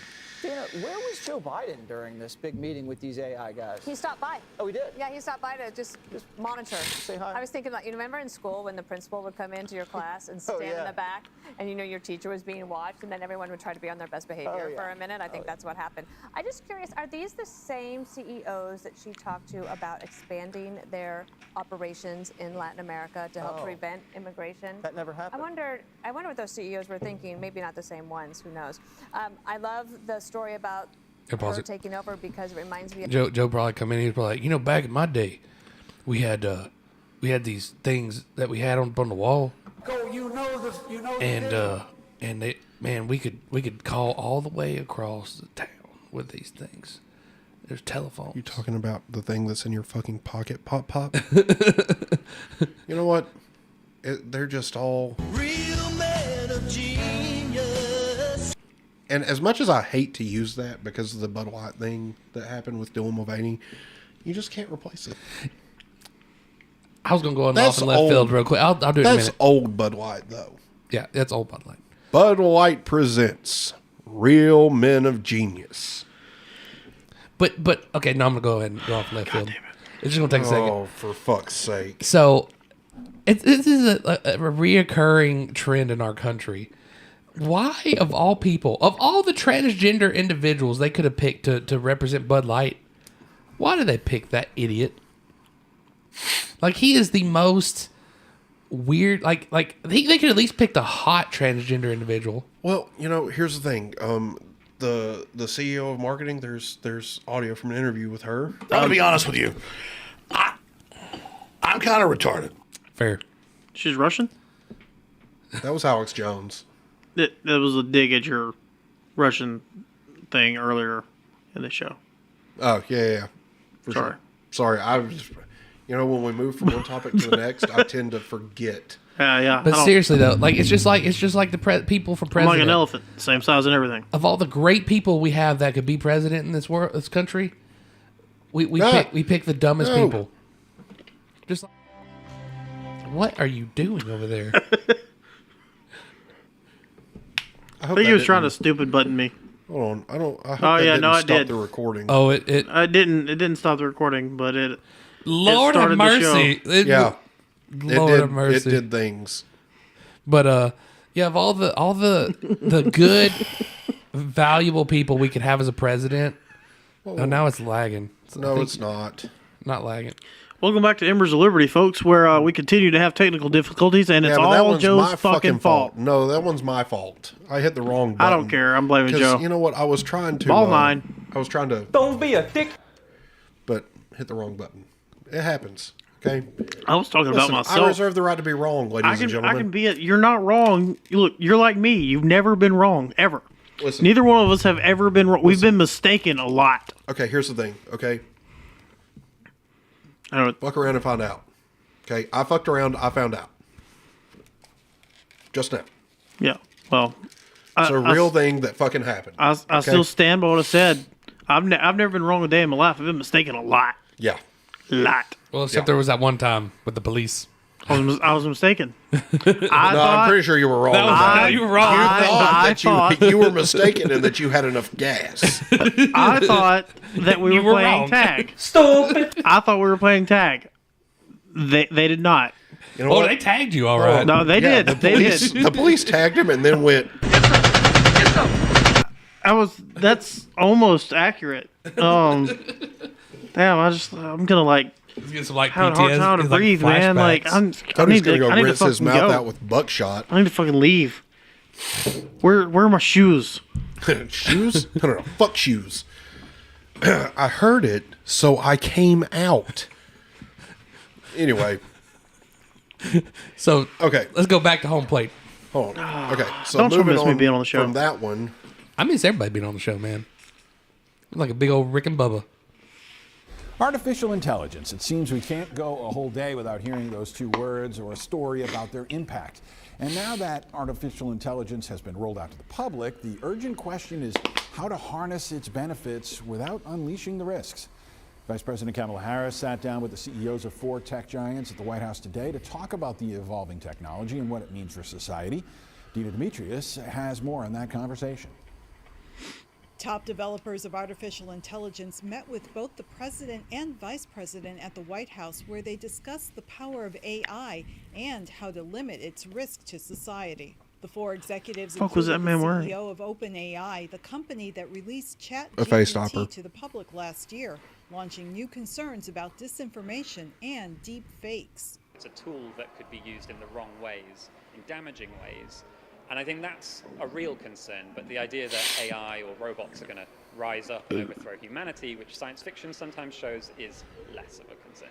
Vice President Harris told the it's a concern. They have a legal responsibility to ensure the safety of their products. The White House also released its plan to promote responsible AI, including a $140 million investment in new research institutes. AI is now a reality for all Americans. With the release of new chatbots, people are experimenting with everything from solving math problems to writing poetry. I think it's just a beautiful thing that it's going to enhance a lot of things. But here in LA, they're also cautious about this rapidly evolving technology. The danger is that we as humans can program them to be more intelligent than ourselves. The Biden administration promised to release new guidance in the next few months on how federal agencies can use AI, seizing the benefits while managing the risks. Dina Demetrius. Christine's in the house. Oh, welcome back, Christine. You were not here last week? Yes, she was. I don't think she... Christine, did you tune in last week? Turn in? Shut the fuck up. You know what? Don't be a dick. Okay. Don't start with me, bitch. I will definitely fuck you up. Okay? I'll video that shit. We'll be fucking TikTok famous. Yeah, probably. So, anywho, at the end of the day... It was the week before she went here. Ah, okay. Yeah. Sorry. I get my weeks mixed up. Shut up. Okay? Leave me alone. So it's to the point where the godfather of AI, who is quit Google over the dangers of artificial intelligence. Exactly. This is what's scary. Has come out and said some stuff about this. The man widely seen as the godfather of artificial intelligence has quit his job at Google, warning of the dangers of AI. Dr. Geoffrey Hinton's pioneering research on deep learning and neural networks has paved the way for current AI systems like ChatGPT. But in a lengthy interview with the New York Times, Dr. Hinton said he now regretted his work and is worried that AI technology will flood the internet with misinformation. Google responded in a statement because saying, it will. "We remain committed to..." Pause that. Okay, hold on. I'm just saying. This is straight out of iRobot. Okay, so here's the thing with all the chat GPT stuff, right? It is unable to discern fact from fiction. Did you listen to the Joe Rogan episode with Michio Kaku? Whatever his name. Yes. If you're gonna say it right. With the Japanese guy. If you don't know how to say it, don't fucking say it. I'm just gonna say, did you listen to the Joe Rogan episode with the Japanese guy? I've been listening to it. So these chatbots are not able to determine what's real and what's not real. Right. Basically, so they basically just scour the internet for shit and then come back with it. Right. It could be misinformation. It could be disinformation. The chatbots are not really something we have to worry about, really. It's not the chatbots that are in danger. It's what comes after chatbots. Right. It's when the chatbots get put into what do you say it was? Nanocomputer, not nanocomputers. What was it? Quantum computers. Quantum computers. That's when we have to worry. It's not even chatbots. Then quantum computing is one of those things that can be a real danger, but we're not there yet. We still have some superconductor research to do. We still have a great deal of understanding to gain on qubits and how they work and all of these things. Of course, a quantum computer uses atoms, right? Basically, or quantum bits that can exist in a superposition where the answer is yes or no, depending on different how you countries have made them differently. Like I think he said China or Japan or Korea, or one of them are using a light or something. I don't know. It's like all different. I don't know. So weird. It's interesting though because so one of my favorite series, the Terminalist series, the books, not the Amazon Prime show, which is actually very good. If you haven't watched it, I highly recommend it. But I also suggest that you read the series that Jack Carr wrote. He actually wrote, the last one that he wrote dealt with a artificial intelligence that was ran on a quantum computer that was capable of doing shit that you wouldn't believe. Like and the way it was explained, he actually talked to a lot of artificial intelligence researchers and quantum computer researchers. Yeah. To form a feasible artificial intelligence. So Christine asks, is ChatGPT a chatbot, and do people think they're talking to a person but it's a computer? No, they know they're talking to a computer, and ChatGPT it is a chatbot. It's a chatbot. And basically, that's all it is. Basically what it does, at least in I'm just going to call him Miu. In Miu's terms, Michio. There we go. Michio. I'm just going to call him Michio. In his terms, it's basically stupid. Basically, it takes different essays from around the internet and uses them to jumbles it all together. Yeah, to make it seem like it wrote it. Right. Yeah. So anyway, moving on with this. God, you son of a bitch. A responsible approach to AI. I can't hear you, Justin. Telling the Not BBC yet. how these systems can know so What? much. Said it can't hear you. The kind of Not intelligence yet. we're developing is very different from the intelligence we have. We're biological systems, and these are digital systems. And the big difference is that with digital systems, you have many copies of the same set of weights, the same model of the world. And all these copies can learn separately, but share their knowledge instantly. So it's as if you had 10,000 people, and whenever one person learned something, everybody automatically knew it. And that's how these chatbots can know so much more than any one person. Well, Dr. Hinton also told the BBC the rate of progress is worrying. Right now, what we're seeing is things like GPT-4 eclipses a person in the amount of general knowledge it has, and eclipses them by a long way. In terms of reasoning, it's not as good, but it does already do simple reasoning. And given the rate of progress, we expect things to get better quite fast. So we need to worry about that. Right now, they're not more intelligent than us, as far as I can tell. But I think they soon may be. Well, earlier I spoke to Junaid Mubin, author of Mathematical Intelligence. Okay, so Christine says she knows what it does. She just don't see why it's bad. And she says in her dumb brain, it's like a advanced Google search. So basically, that's about all it is right now. That's essentially what it is. It's not a big deal. Like that guy just said, it's not really a big deal at the moment. Right. But what we're afraid of is where it's going to go. So yeah, but TNT wasn't a big thing. I mean, it was a big thing for what it was at the time, but it wasn't a monster of a bomb at the time of. But what did it lead to? What was that? What did you say? What was it? TNT. Oh, TNT. Dynamite. Yeah. Dynamite. Oh, and now we have nukes. Now we have nukes. Right. Well, it's just like... Thank you. There's been plenty of stuff, though, that we've seen. Like, it starts out small, and people are like, oh, no, it's not going to happen. Then next thing you know, here it is. Yeah. It's coming. And no matter what we do, AI is good. And see, I think the fear, Christine, is that once it does get the ability to, say... like better itself. I think it's already capable of coding. But once it realizes that it needs to improve itself, it's going to keep improving itself, and it'll get faster and faster. And basically, at least on Joe Rogan, the way they described it is it becomes, in like their words, godlike. It advances itself so much that it's like it immensely surpasses us.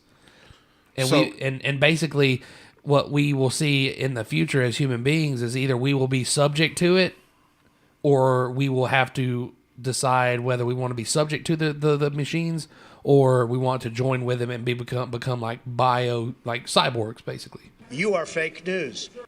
So Christine asks, but humans still control the weapons.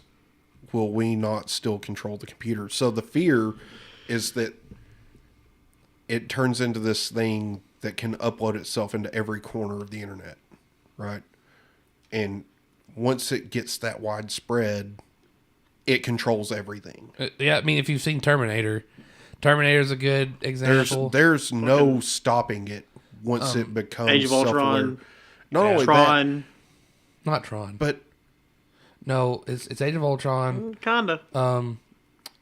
Terminator, and then there's iRobot was one.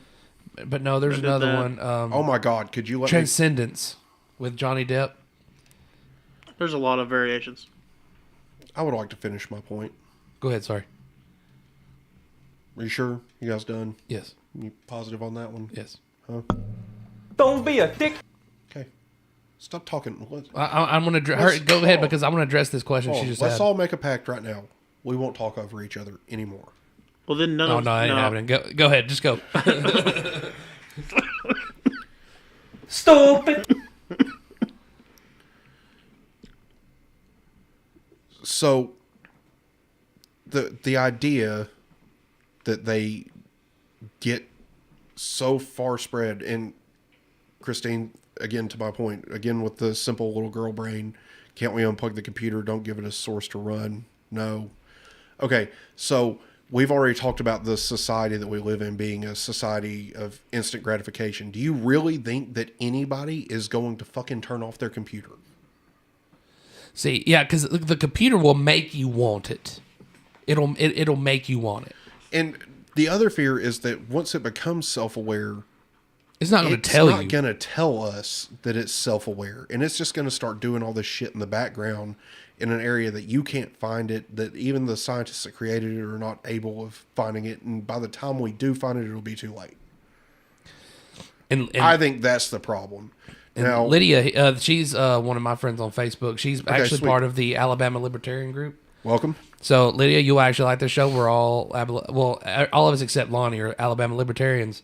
So, I agree with you. That's exactly what we're talking about. Like right now, yeah, no, everything's pretty simple. It's not really a big deal yet. Are you going to read that comment? Oh yeah, sorry. Right now, she says right now they are comically bad. The beer commercial. Smell like fake. I know. I grabbed at Cody for it. She says right now they are comically bad. The beer commercial of recent days is Exhibit A. I do hear you though about where they might go, and that's really I think what most people's fear that's keeping up with this is about. It's where is it going? Yeah.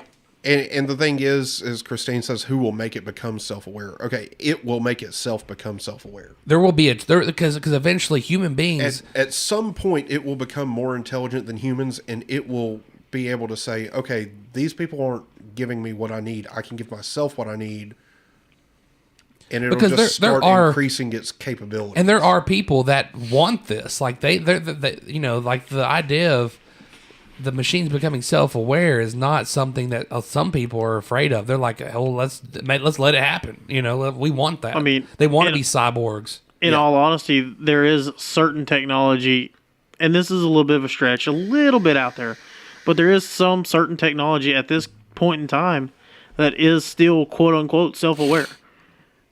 Like modern vehicles, modern cars. Have lane keep assist. Yeah, but I don't. No, but all that is programmed. Self-aware. That's programming. Yeah, man. To me, that is a very, very thin line. Like what makes a machine self-aware is the idea that it knows it's not human. See, like none of these things know it's not human. It's programmed. I hear you. But there's gonna be people once everything levels up. Quote unquote levels up. Oh, you got it. That's not. I was like, what the world is going on up there? Nothing's going on up there. Don't worry about that. Don't worry about that. Worry about other shit. Okay. Once everything gets to that point, sorry. Go ahead. He scrolled me on once that. Everything gets to that point. Once it gets to the point where it's quote unquote self-aware, like there's gonna be people that are like, no, it's not self-aware. We programmed it to do this, this, and this. And then you've got the people that are back and forth on. Yeah, but it's when it starts doing stuff that it wasn't programmed to do. I agree. I agree with you. That's the problem. I agree with you 100%. It's when the ability to prove it. It's when it ties into a social credit score, and says, "Hey, you were speeding the other day while you were driving, and now you've turned on autopilot. I'm not going to go anywhere for you." Oh, dude, what if it's just something as simple as like, you try to check your wife's email and it gets pissed off at you and like takes $10 out of your account or something. I mean, I don't think that's feasible or reasonable, but Christine says a computer doesn't have a sense of self, and that's what we're talking about. We're not at that point yet. But also, it's not necessarily about the hardware either. It's more so about the software, I would think. And we're talking about an AI presence that could literally just mask itself in the deepest corners of the internet, which is worldwide. You're going to have to convince everybody to go back to the time before the internet. Nobody's going to do that. Nobody's going to give up their cell phones. Nobody's going to give up their computers. Nobody's going to give up their fucking Netflix or their Hulu or whatever. And it's just going to spiral. But it's got to... So basically what we're saying is up to a point, we can always go back. But once you hit that point, once the technology gets to the point of where it can create more of itself and better itself, you cannot go back. I don't think there's a way to stop it once it hits that point. Yeah, it's kind of like when you're pushing the ball up the hill and you get to that crest and it like you let it go and you can't bring it back. Like there will be that with technology. And when you say, well, can't you just turn it off? And that's actually what I believe Elon said in his last deal with Joe Rogan was we have to make sure there's a hard shut off for these systems. Is we can't just let them be tied into inevitable, or what do you call it? I'm gonna say inevitable, but like they just can't just be tied into the grid without some sort of hard shut off, you know? Like we have to be able to go in there and turn them off. Where the government's got an ability to shut down power to these server centers, like you don't have to blow it up. You can just cut the power. Well, I mean, I guess if we lost control of some super AI, like for some reason, like the things that would normally work to do a passive shutdown, like the administrator passwords if they somehow stop working, where we can't slow down or I'm not sure. I don't have a precise answer, but if there's something that we're concerned about, and are unable to stop it with software commands, then we probably want to have some kind of hardware off switch. Yes. I think can't hurt. It may be wise to have some sort of contingent. Text someone. Whoa. Get out of here. See, like Elon Musk says that we need to have that. The problem is having the ability to do that. Right. Because see, then that means you have to get into the building, and if the computer has control of all the security measures and their doors are all automatic, guess what you ain't doing? You ain't getting in the building. Right now, the only safe switch, whatever you want to call it, that's not the right word, but I'm failing of the word right now. The only safe fall we have or second chance that we have at this point is an EMP. And it would completely fry it. Yeah, well, that's pretty much what they would do. If an AI becomes so advanced that it's able to package itself and move itself onto the internet as we know it, you're talking a worldwide. Yeah, it would have to be shutdown. Like especially, of everything. Yeah, like especially, it would be a doomsday situation. We would essentially take ourselves back to the Stone Age. Right. But here's the thing: if it's able to do that and it's able to get into all of these networks by packaging itself and spreading across the internet. It will literally be packaging itself in literal packages. It's not going to allow us to detonate an EMP. It's not going to allow us to because they're cut the power electronically to controlled, and then they would be in that at that point. So it's it's a slippery slope to be going down, and I'm not comfortable with it. I don't think that AI is the answer to all of our problems. I don't either. So Christine, she says Lydia, but it can only learn what we teach it.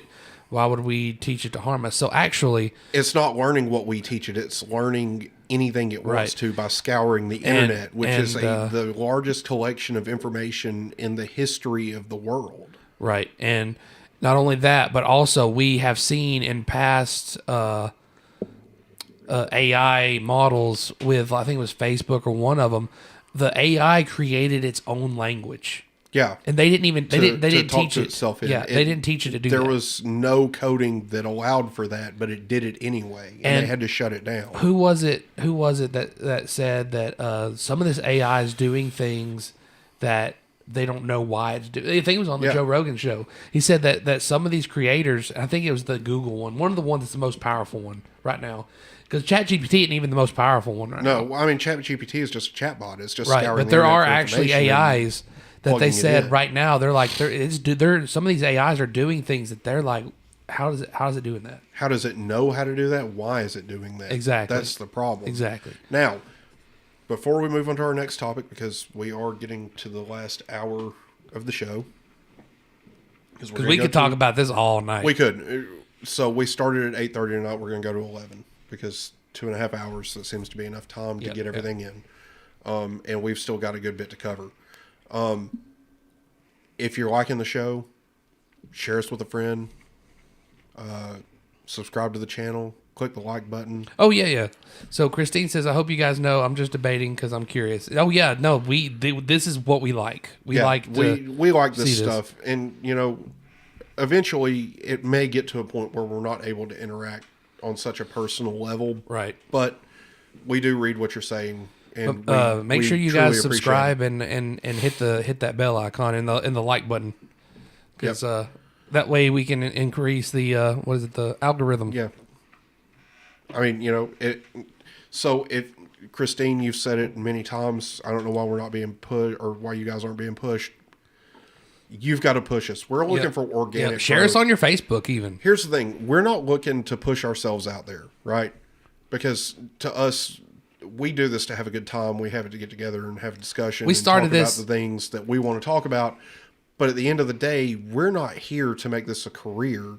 Now, we would more than happy to do it. Unless you guys, the viewers, want us to. Yeah, if you want more of us, then you're going to have to help us grow, because we're not in the business of pushing ourselves to become We all have full-time jobs and all that. We've got full-time jobs. 2 kids. Yeah, I'm about to have 2 jobs, hopefully. It's we're busy people and we don't have the time to dedicate to not only doing the show, doing all the research for the show, which, I mean, I take the brunt of that on, like the show notes, right. That's all me. You know, if I find it interesting or something that I feel like we should talk about, I put it in there and we can talk about it or we can not talk about it. But at the end of the day, if you want us to be pushed, you push us. Like, it'd be nice to actually, like, have the funds to actually take the time and come in every day and be like, hey, or have even our own little studio somewhere where we just go in there and be like, hey, I'm recording the morning segment this morning. Yeah. Kind of like, just like Ben Shapiro and all them. Right. You know, they've got a morning segment and then they got Ben Shapiro, then who else? Matt Walsh. I mean, they've got people all throughout the day. You know, and it'd be nice to do something like that. It would be. But at the moment, this is what it is. Right. If you want us to grow, help us grow. I did think about, you know what we could do? It'd be pretty cheap. We could get one of those like climate controlled like storage units with like power outlets. Yeah, but then you got to have internet and all that stuff run to it. That's true. Yeah. So, no, that wouldn't work. Unless there's Wi-Fi in there. There's not. So, anyway, moving on to Crackpipe Biden. Crackpipe Biden. Deadbeat Dad of the Year. So, if you didn't know, Hunter Biden is going through a extremely contested child support battle at the moment. Which, granted, he pays a lot of child support. Mainly because, you know, well, he has a lot of money. Well, Hunter thinks he's broke. Well, his baby mama don't think so. His baby mama wants more money and wants her daughter to have the Biden family name. Oh, shoot. Now, if you don't know, this child is approximately 5 years old. Carries the last name of Roberts at the moment, because that is the stripper mother's last name. And none of the family acknowledge his existence, or her existence. Sorry. You know, it's crazy. So, anyway, he appeared in court in Arkansas on Monday, I think. Thank you, Jose. Meanwhile, Hunter Biden, the son of President Joe Biden, appeared in an Independence County court today. The hearing is set to determine child support for a woman Biden had a relationship with. Court documents say that a 2020 DNA test confirmed Hunter Biden as the father of that woman's child. Motions were filed to change the amount of monthly support, change the child's last name to Biden, and to have Hunter Biden appear in the courtroom in person. The mother has accused Hunter Biden of, quote, ignoring previous court orders and withholding evidence in the litigation stemming from the paternity dispute. The woman wants Hunter to be held in contempt and jailed until he complies. That next hearing is set for July 24th. Hit the wrong button there. So, you know, Dad of the Year. Meanwhile, I don't know if you remember, a couple weeks ago, they, you know, they had all those kids at the White House. Actually, it was last week. Last week, they had all those kids at the White House, and, I'm not even going to full screen this because it's not important, but. My name's Amelia, and, where are your grandsons or granddaughters? We're okay. Her name is Amelia. She wants to know where my granddaughters are. One granddaughter lives in Pennsylvania, in Philadelphia. One granddaughter lives in New York. One granddaughter lives in Washington. Bro, back your dick away from them kids, One granddaughter bro. lives in Wilmington, Delaware. Dang. And the other grandsons, my grandson lives in California. I left somebody out, didn't I? Anyway. Man, you sure did.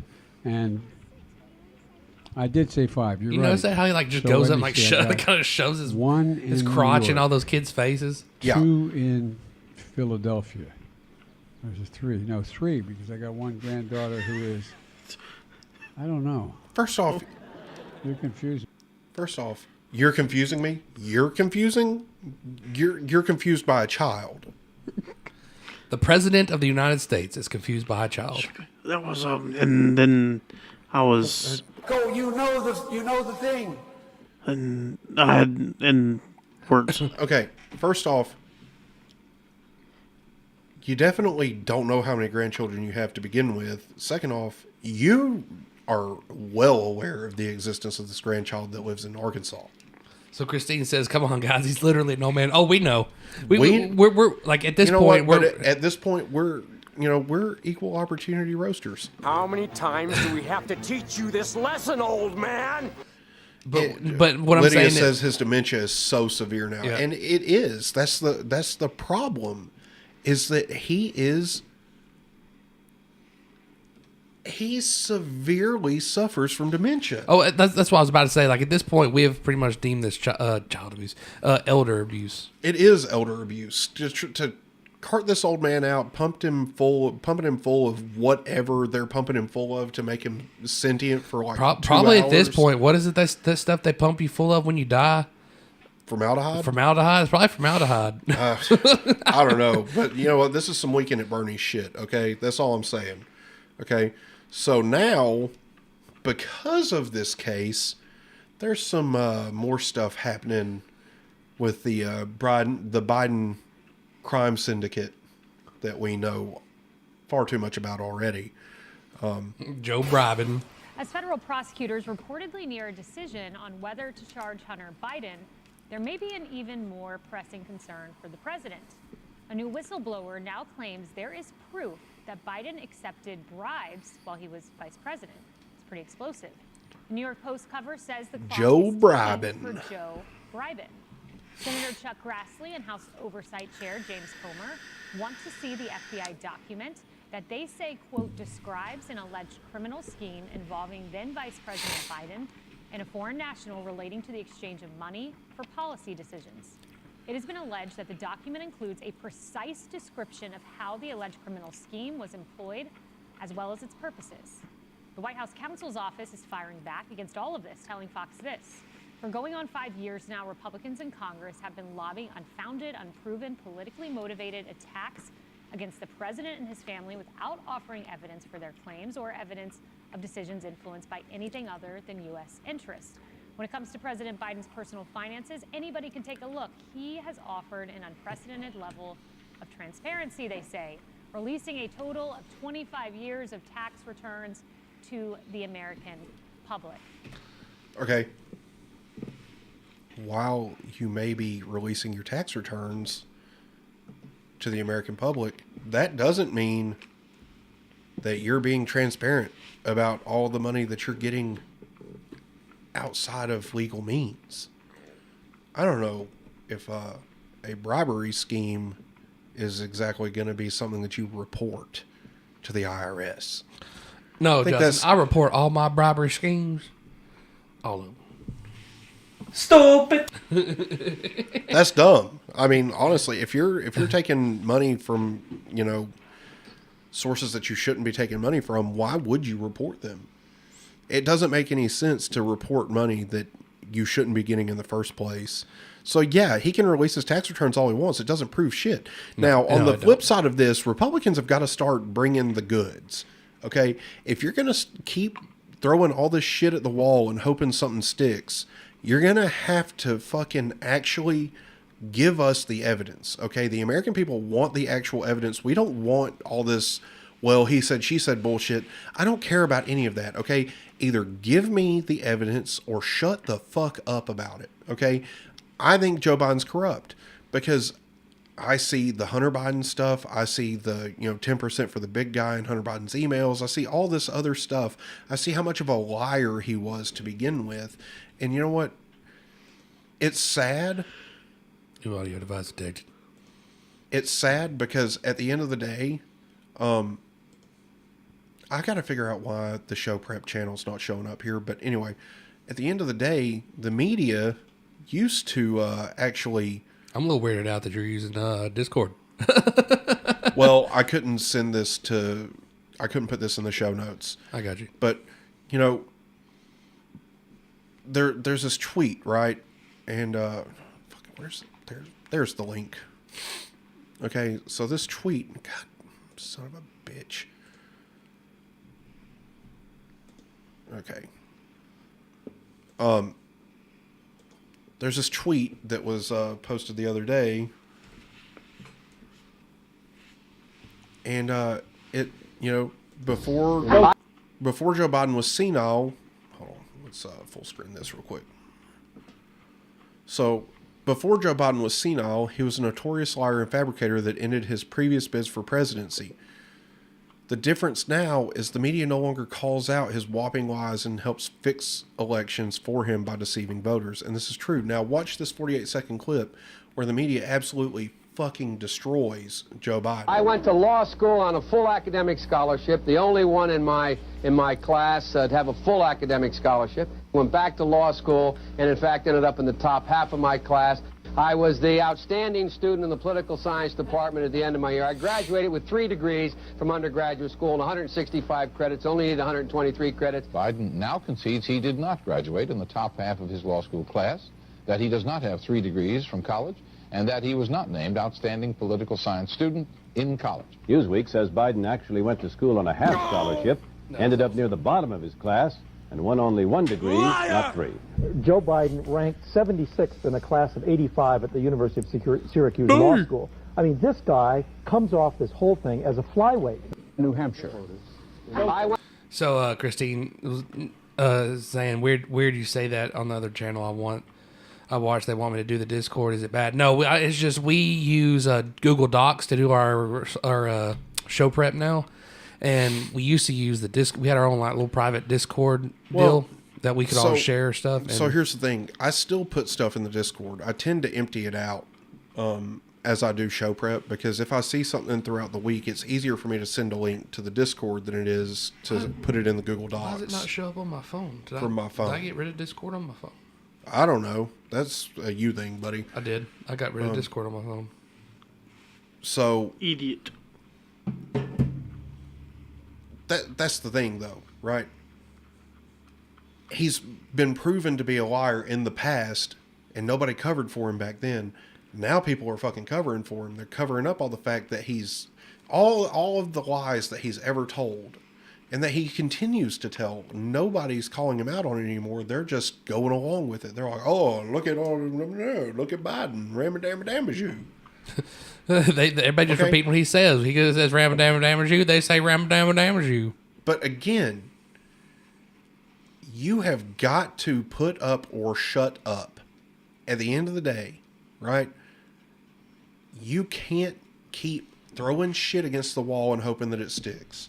You've got to put up or shut up. Yep. And that's my problem with Republicans. They keep saying all these things. I'm yet to see the actual testimony from the whistleblowers. So some stuff that's going on in the chat. People are wondering like why, or what's an alternative to Trump. And yes, I do. That's part of what we like. We're a libertarian channel, and at least for me, I can only speak for myself on this. But I'm kind of at that point where I'm so sick of like voting for Republican or just to like.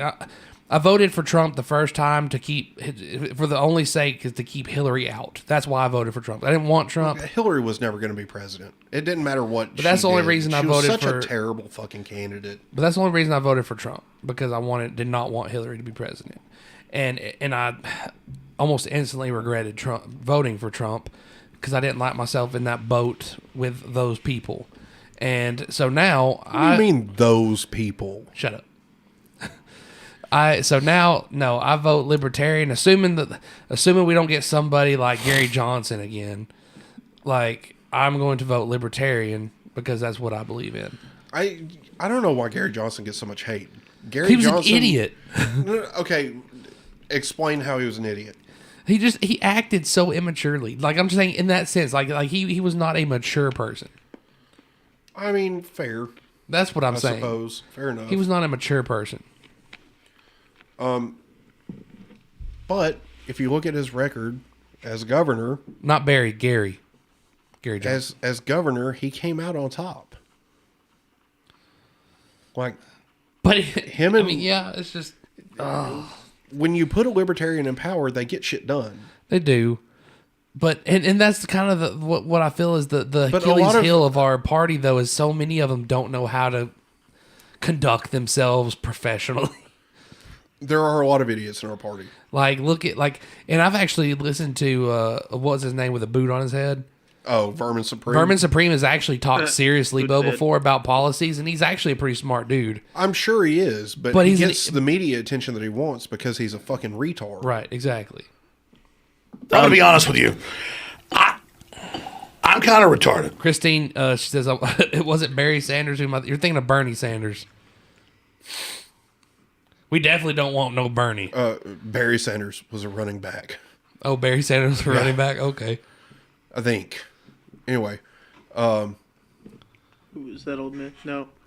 Yeah, now you may I think you're talking about Bernie right now, and Bernie is senator from Vermont, and we are also definitely not feeling the burn. Fuck Bernie Sanders and his pudding cup. His pudding cup and his mittens. Anyway, now regarding all of this, Merrick Garland was asked point blank about the whistleblower alleging the impropriety in the Hunter Biden case. You assured Congress some time ago that the Hunter Biden investigation would be conducted without any kind of political interference, and I wonder if you would believe that is still the case, if that is still the case, that the investigation is not being interfered in any political way, since an agent from Mr. Lee's agency has now come forward claiming whistleblower status and alleging that there has been some kind of yes, it's still the case. I stand by my testimony and I refer you to the U.S. Attorney for the District of Delaware, who is in charge of this case and capable of making any decisions that he feels are appropriate. So this is just a number of takedowns that you've done recently dealing with darknet marketplaces, and I'm just wondering if you're seeing any sort of overall reduction in this activity as a result. What is stopping these people who are, just using this marketplace from jumping to the next one? And then I also have a second question too. The first one I'm going to son of a gun, man. Second question. So glad that doesn't come across. No, Justin's so Chrissy's asking Justin if we're popping popcorn. Justin's adjusting his mic over here. There is a bit of a whack-a-mole problem here, and we are whacking as hard as we can. Whacking, we're whacking, boy. Okay, first off, that is a thing that just happened. Okay, please, when you were a government official, a little bit of a whack-a-mole situation here. We're whacking as hard as we can. Okay, I don't want to hear about what you're doing in your bedroom after hours. Okay, I don't want to hear about your whacking. I don't want to hear about whacking. Okay, no, good unless gravy. we're talking about whacking Putin. Okay. And then don't talk about it. Then don't talk about it. Just do it. Like, yeah, don't talk about it. Just do it. Like, dang. Oh, holy shit. Whacking away. We're just whacking away. Stupid. Jesus. This is why old people shouldn't be in the government. That's why we need age limits. This is why age limits need to be a thing. Also, Merrick Garland's a corrupt piece of shit, and we all knew that. So,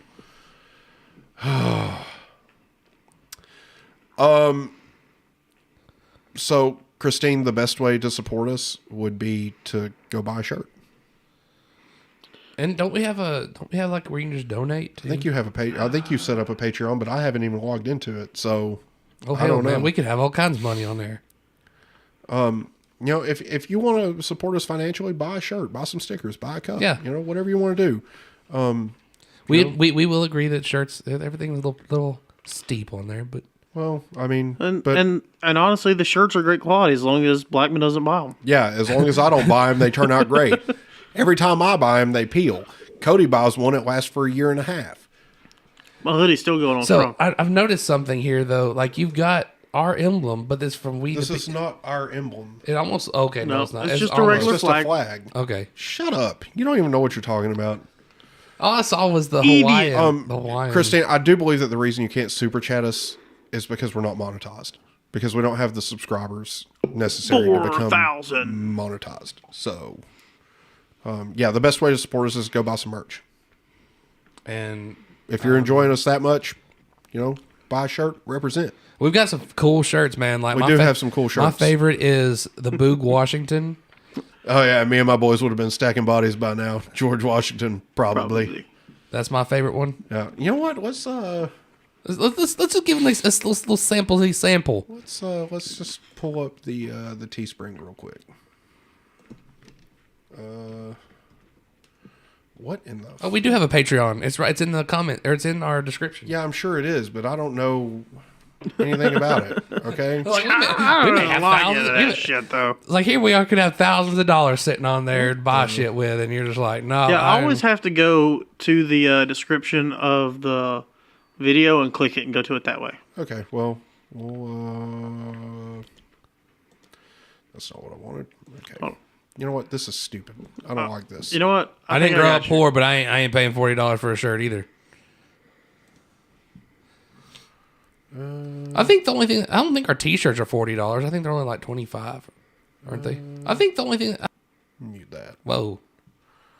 I could be wrong. Well, you know. Hold on. No, they're not $40. They're way cheaper than that. Hold on. Just give me. No, I paid $40 for a hoodie. I'm already there. Oh well. So it's there now, easy to access. Oh, yeah, so they're around $25. Yeah, I mean $25 is pretty standard, right? Yeah, it's pretty standard for a T-shirt. I mean, you know, you got the Hawaiian boog, nice little Hawaiian print Embers of Liberty logo there on the front, and then also on the back. You know, so you got that, and then where is oh yeah, here's Boog Washington, Joe's favorite. This is my favorite. Me and my boys would have been stacking bodies by now. George Washington, probably. That's my favorite. And of course, it's got the Boog logo on the back. You know, there's multiple colors. You can get it in pink if you want. I'll be honest with you. I'm gonna buy it in pink. Buy it in pink, man. Gonna do it. So Christine says she gray. She does like the flag behind us. Yeah, it's pretty dope, isn't it? And then, you know, we've got So Lydia, every Saturday we've even got Hambo. Oh yeah, I forgot about Hambo. It's time to get the pig. So Lydia wants to know when the next show is, and we go live every Saturday night around 8:30. Between 8 and 8:30. Yeah. Some nights we go 8:30, some nights 8 o'clock. Freedom and you know the thing. The OG stuff. And you know, it's just we've got quite a bit of good stuff. We still have like the coffee cups and all that. There's the original shirt. Yeah, we should have accessories. Yeah, we got mugs. Got a mug. Got a Freedom cup. Got a regular coffee cup. Let's see. Stickers. You want a sticker? We got that too. Got some old school logo. We got just a die-cast Ember in the background. And sticker. you can see the Boog Washington and the Boog sticker. I got the Boog sticker on the back of my computer here. Yeah, if you want to support us, like if you truly want to support us, the best way is to go buy some merch. I think that's because we get some of the financial kickback from that, and you also are I think we make about $15 a shirt. Okay. I think that's what it comes out to is like $15 per shirt that we sell, and then we get like $5 or $6 from a coffee cup. Hey, if you want to give them easy access to that, since they're in and talking about it, I sent. I know you just closed out of it. I sent the link to the Discord. You can drop it in the chat. Well, it's in the description. It's in the description. Is it? Okay. Yeah, I leave that part in at all times. So, yeah. Shit. Anywho, I don't know if I'm back on full screen or not, so go ahead and hit that. So anyway, what are you looking at there, Joe? The Patreon? Okay, so I thought Patreon you could just give like a one-time money thing. No, it's a subscription thing. So we pretty much need to take the Patreon down for now because we cannot give early access to episodes. We cannot give bonus episodes. No, I think we need to just sit down and go through it again. But anyway, moving on. All this shit is just you donate to our Patreon and you'll get sexy freedom nudes. No, no, you will not. No, nobody wants that. We'll never get money. Thanks, Joe. So, Lydia, I'll great to dress. have I'll you. dress my AR-15 up in my wife's No. lingerie. No. Anyway, moving on. Just like I don't even want to picture this. Shut up, Joe. After nearly 2.5 years, COVID-19 is no longer a global health emergency. The World Health Organization says the virus has been trending downward for more than a year, and fewer reported cases are lowering concern around the world.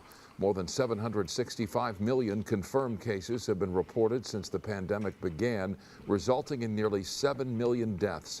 Officials say the threat of infection and serious illness still exists as the virus continues to evolve, but extreme measures to stop the spread have gradually been lifted. Dr. Rochelle Walensky will So, also really like this. I shouldn't have paused it.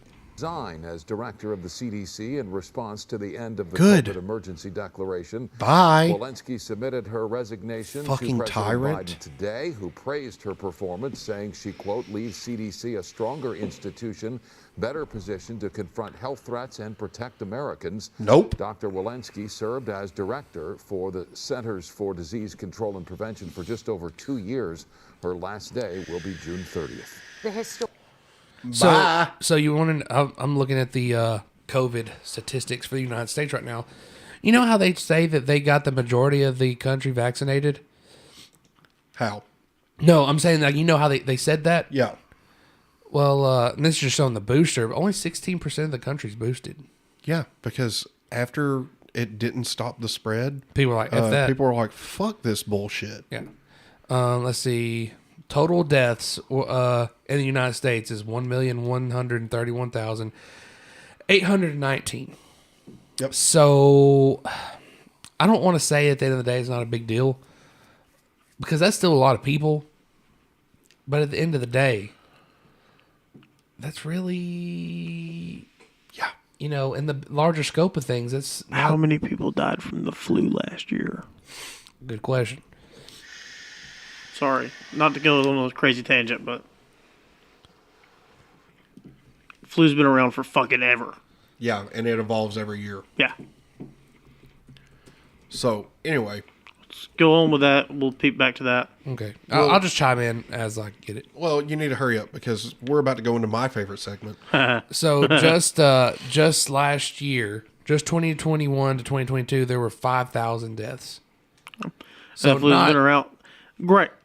Not as drastic, but it has evolved and evolved and evolved and evolved. And as a virus evolves, it lessens its lethality. But we said there was 100,000 or over 100 million cases, right? A total of COVID. Right. There were 9 million cases of the flu just in that last year. Yeah. Anyway. Like I said, I'm not saying COVID's not a big deal because it is a big deal, but I don't think it's not. I mean, any illness that could kill you is a big deal. I mean, that's a big deal. Well, but so is diabetes. Here's the thing. It's time for We Hate Her.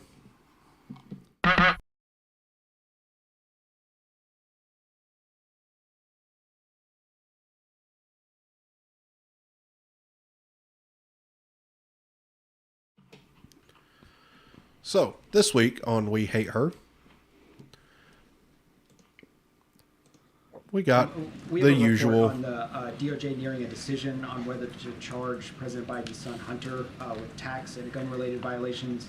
I wonder if the White House has any comment on this case, if it's something the president has been following, or if he talks to Hunter about this case at all. I would have to refer you to Department of Justice. Go ahead, Steve. A question about Austin Tice. Deborah Tice's mother said this week that she believes after all these years it's time for rapprochement with Syria. What's the president's stance on that? One more time, that last part? Yeah. It's time to... Rapprochement. Yeah. What's the president's stance on that? So, look, as I mentioned, the president himself called on Syria to help us bring Austin home. He has said that before. Look, the president spoke to Liar! the pain and that Austin's family is going through. You heard from him directly during the White House Correspondents' Dinner. And our hearts go out to her. We cannot even, don't even want to imagine what she's going through every day. But the president is committed to bringing our Americans who are wrongfully detained and held hostage home. And So, of course, again, she's just a liar. And on March more 13th, of the usual. after the SVB collapse, we heard almost verbatim the president say what he said today with regard to calling out Congress to give regulators the tools to hold executives accountable, with regard to regulators strengthening regulations, with regard to making sure this does not happen again. And here we are again. So I'm just, can you clarify between March 13th and today, what has changed, if anything? Have any of those tools gotten sharper, and how has he reached out to Congress? So a couple of things. The First Republic, the Silicon Valley Bank, and the Signature each faced unique, very, very unique vulnerabilities. So just want to put that out there. And since our administration has taken decisive and, again, forceful actions, we have seen deposit flow stabilize at regional banks. So that is important because of those tools that I just laid out, and because we took actions very quickly. And we've seen stronger than expected earnings at many banks, including regional banks. So the actions, again, that we've taken has helped. These were unique situations, the 3 banks that you all have been following clearly and that I just mentioned. And again, we're going to continue to monitor this situation. This is something that FDIC, this is a process that they have taken, that they have monitored, and we just want to make sure that the depositors are not the ones who have to pay the bill, or taxpayers, right? And so we'll continue to do the work that we've been doing these past several weeks. And large-sized banks, has anything changed with regard to the power of the tools? We think, I just laid out, we think the tools are indeed working. The 3 banks have had unique vulnerabilities, and just laid those out. We've seen deposit flow stabilize at regional banks, but we've also seen stronger than expected earnings at many banks that include the regional banks. So we see that the process that has been put in place, the tools that have been put in place, has actually been working. This is not 2008. This is a very, very different time than 2008.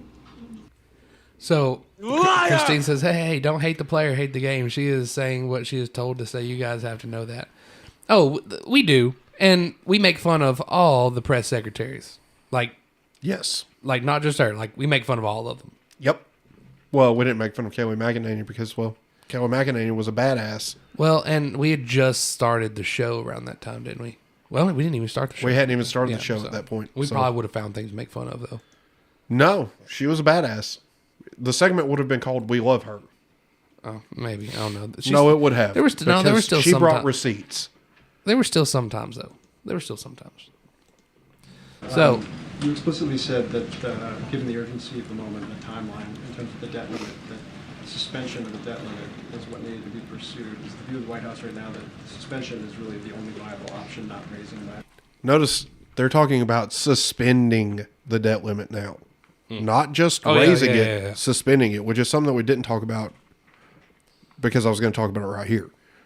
Suspending the debt limit and basically giving this president a blank check is a terrible idea. And it's not going to happen. Okay? That's the end of it. It's not going to happen. And if you think it's going to happen, you are stupid. Oh, there's that button. I've been hitting that button. So yeah, but over the repeated amount of liar buttons, I thought we had just erased the stupid button. No. So to go back, heart disease is the leading cause of death in America, and it surpasses COVID by 200,000. Well, yeah, and as 3 fat men at this table can attest to, I'm far more worried about heart disease than I am about COVID. I take blood pressure medicine. I'm 32. So, yeah. It's not a good day. You're 33. Yeah, you're about to be 34, bro. Shh, don't remind me. Stupid. I even told the woman. I'll be honest with you. I'm kind of retarded. It's weird. I even told the woman at Walmart the other day I was 32. I don't know why I was thinking I'm 32. Stupid. Fake ID. Because she smell like fake. She asked for my ID, and all I had in my pocket was my debit card, and And I was like, oh, man. You know, I didn't give her no crap about it. I was like, oh, man, I forgot my ID. And she was like looking at me, and I was like, it's okay. You know, it's no big deal. And she was like, no. She was like, she called another lady. I was like, how old do you think he is? And she was like, 28, 29, maybe 30. And I'm like, thanks. I'm 32. I said 30. I said 32. I was 33. I said 32, but I meant 33. You know the thing. Anyway, so again, they're talking about suspending the debt limit here, and it's a bad idea. But let's listen to Black Debbie talk about it. I'm not going to get into specifics. I hear you, Phil. What I'm going to say is we've been very clear. It needs to be done without condition. This is their constitutional duty to deal with the debt limit, as they did 3 times with the last president, Republican president, as we all know. We have never been a deadbeat nation, as the president has said. I repeated this yesterday as well. And Don't be a dick. Action. Congress needs to act, and that's what the president is going to continue to make clear, even in the meeting next week that he'll have with the 4 leaders. I don't like her new haircut. Me either. Have any role or any consultations when it came to that decision making at all? I have to be very, very clear here. This is on the purview of Secret Service, and I just would have to refer you there. Last one. When the president looks through the lens of budget approach in these discussions. Listen, Linda, you're going to have to cool it on that topping over there. Any proposals in terms of a formal process outside of the normal formal process that may entice? Well, look at this. All I can hear is... The Deuce is not impressed by your typing bullshit. Do you hear that? Yeah. Like, all you hear is... It's like listening to me play Call of Duty on my mechanical keyboard. Yes, Jesus fucking Christ, I can though. hear you. I can hear you through your headset sometimes. Yeah. Yeah, we all can. Die mad about it. I will. In terms of moving towards a clean debt ceiling increase. Any specific process you're thinking about? That's what I was asking you about. Through kind of what a deal-making process would look like if you're going just through that path beyond, I mean, there is an appropriations process that's normal. Is there anything different that you guys would want to Are you speaking about the appropriation process? Yes. Okay. So as it relates to the budget, the spending, appropriations process, look, that is something, a conversation that the president is happy to have with Speaker McCarthy and the other leaders, the other 3 obviously, to have this discussion on how to move forward and what we value, what we see our values are for the American people and how we move forward with our economy. That is we've always been very clear about that when it comes to, again, appropriations and budget. But again, I just have to say this very clearly: when it comes to the debt, Congress must act. Now, there is one that I didn't put in the show notes. But, oh, no. You didn't put it in the Discord. It's not in there. What the hell? Oh, I fucked this up.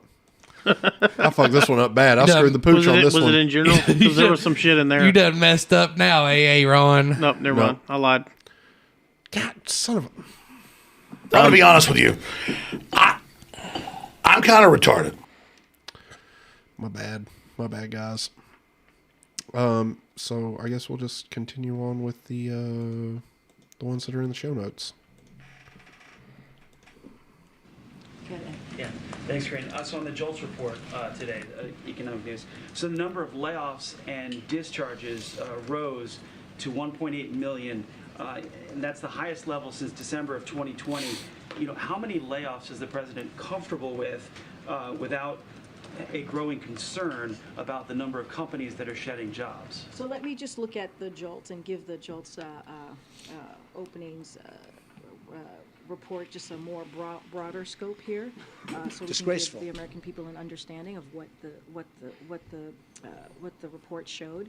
So the job openings data, the JOLTS, showed the kind of labor market easing that we want to see. So that is incredibly important. The number of unfilled job openings have declined toward historical levels, even as layoffs remain low. And a lot of this, if you look at more broadly to the president's economic agenda, the Invest in America agenda, our economy is indeed growing and employers are hiring. And you have to look at it in its full scope here. More than 1 million jobs added last quarter, for 12.6 million created since President Biden took office, 3.5% unemployment, near 50-year low, and below 4% for more than a year. Real wages are higher than they were just 9 months ago. More than $435 billion in private sector investments since the president took office. Businesses might be removing job openings, but they are not laying off existing workers, and that's the freedom that you hear our economists talk about that we want to see. And that is indeed part of that transition from stable and steady growth. So you got to look at the whole thing in a broad perspective here, really lay out what the job opening data shows. And so we just want to make sure the American people know this. The layoffs have been increasing from companies, from a wide range of companies. But look, I just laid out the data of what we've seen, even as layoffs remain low. And he just called you a liar. We want to see a market that is actually transitioning into stable and steady growth, and that's what we're seeing. No, we're not. More than 12.6 million jobs have been created. False. We're seeing unemployment under 4%, which has been like that for a year now, which is also important. We're Okay, seeing great. Real wages and are higher. No, they're than they not. were just 9 months ago. So you have to look at all the data points to see where we are more broadly as an economy. I'm going to move. So, once again, she's a liar. And that is why we hate her. Now, I don't know if any of you watched any of the... Wait, hold on. So we're going to have to stop with that liar thing because I'm thinking Ben Shapiro's been watching us because no joke the other day while he was, showing a video or something, he just goes, liar, in the middle of it. And I'm like, that son of a bitch. No. Ben Shapiro has not been watching us, and I will not stop.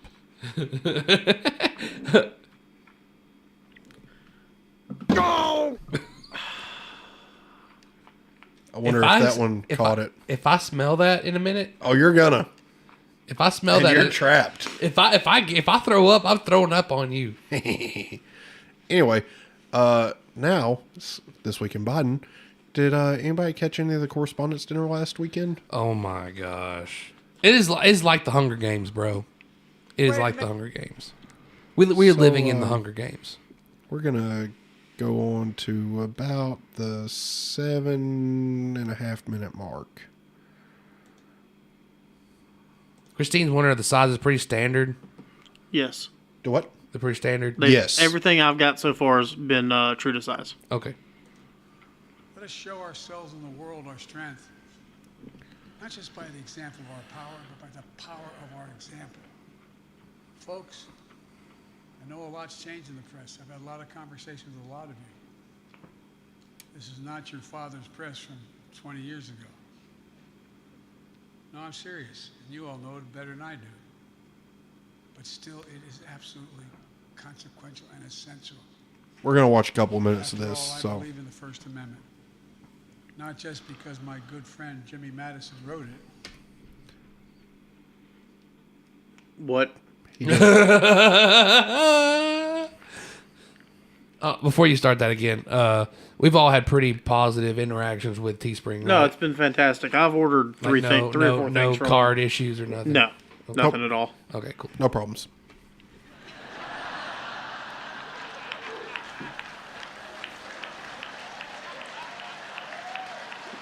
Look, in a lot of ways, this dinner sums up my first 2 years in office. I'll talk for 10 minutes, take 0 questions, and cheerfully walk away. I'm sorry, he just slapped you in the face with his flaccid dick. And you're all laughing about it. Yeah, I know. I just announced my re-election campaign.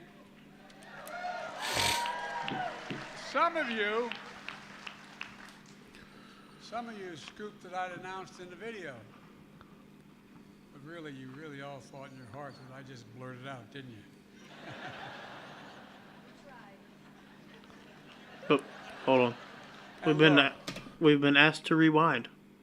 Rewind to when? It doesn't say. Christine just asked to rewind.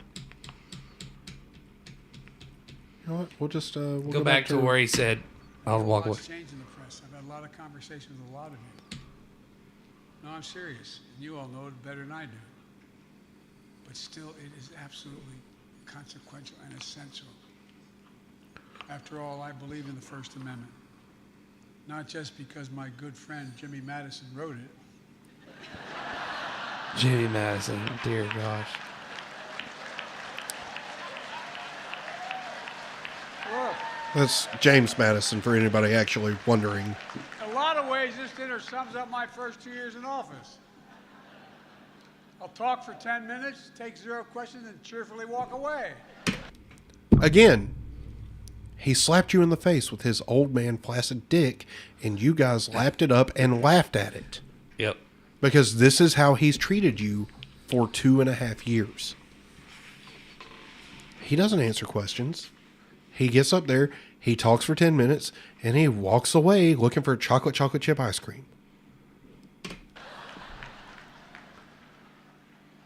And you guys love it. Yeah, I know. I just announced my re-election campaign. It's on everybody's mind. And everyone. By everyone, I mean the New York Times. Headline. Biden's advanced age is a big issue. Trump's, however, is not. That's a fair point. I'll give him that one. I apologize. I love that guy. I should do an interview with him. You might think I don't like Rupert Murdoch. That's simply not true. How could I dislike a guy who makes me look like Harry Styles? Call me old. I call it being seasoned. You're not seasoned. Say I'm ancient. Oh, pause it. He's not seasoned. He is the steak that is way past well done. First off, he's the burnt to a crisp steak. Like, he's the beef jerky. That was not seasoned properly. Okay? We're not talking Letterkenny style. We're talking fucking cooking with Caucasians style. Like, thousands of years from now, when his body finally makes its way to the top of the dirt and the dogs find him to chew on him, like, he's still going to be chewy. Probably. Probably. The same over the hill. Don Lemon would say that's a man in his prime. Now that's funny. I mean, he's taking shots at everybody, yeah. But we all know he didn't write these jokes. Somebody wrote them for him. That one actually is pretty funny. Yes. Folks, it's wonderful to be back here again, proving I haven't learned a damn thing. No, you have not. It's the truest thing he's ever said. Have fun tonight, but please be safe.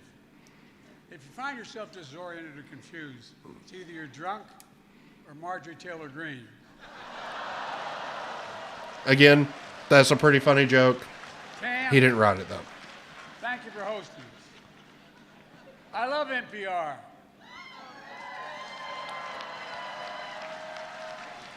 Because they whisper into the mic like I do.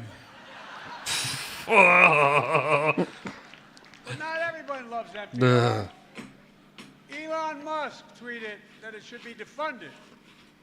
Well, the best way to make NPR go away is for Elon Musk to buy it. That's also a fair point. And that's more true than you think, anyway. This dinner is one of the two great traditions in Washington. The other one is underestimating me and Kamala.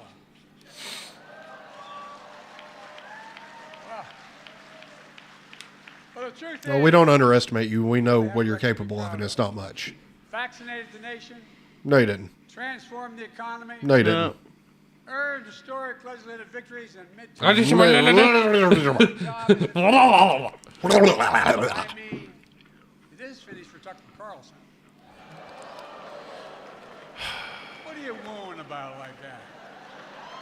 you think that's not reasonable? Give me a break. Just give me a break. Look, like I often say, don't compare me to the almighty, compare me to the alternative. We added 12 million jobs. That's just counting the No, you lawyers, didn't. the Okay, goodbye. That's been This Make Week him in be Biden. quiet. Make him stop. So, now it's time for my other favorite segment of the week. And that segment is This Week on...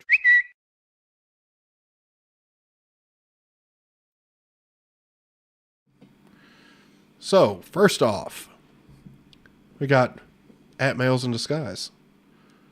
Many transphobes say they can always tell when a person is trans. Here's proof that must blend in and go unnoticed. Can you find the trans woman in this photo? Bet you can't. Yeah, I can actually. It's this one right here. It's the one that looks like Skrillex. You know, and of course, Tess T. Eccles Brown, PhD, she, them, responded to this tweet saying, "It is literally impossible to identify a trans woman since they are women. I would beg to differ." That's a dude, bro. That's a dude.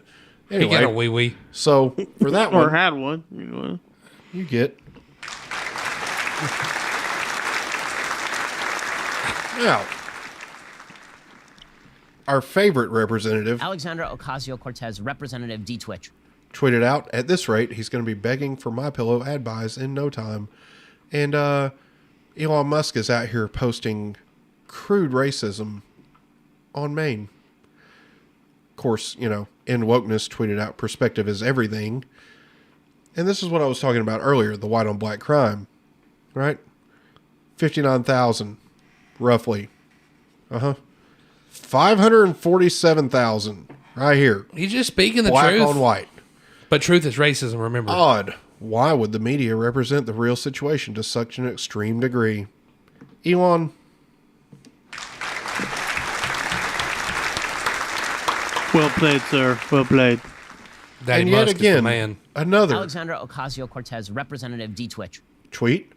Jordan Neagley was murdered, but because Jordan was houseless and crying for food in a time when the city is raising rents and stripping services to militarize itself, while many in power demonize the poor and the murderer gets protected with passive headlines and no charges, it's disgusting. She's retweeting a New York Times tweet. And of course, she immediately gets drugged by none other than Tim Pool. Tim Pool's the man. This is malicious evil, and I'm not going to excuse it. AOC is evil. That's it. She's evil. Tim Pool. I hope I didn't just hit another button. Did I hit another button? I don't know. It lags so far behind on the line. I don't think I did. Hold on. It's still doing things. You know what? Nope, you're good. Okay, so, Tim Pool.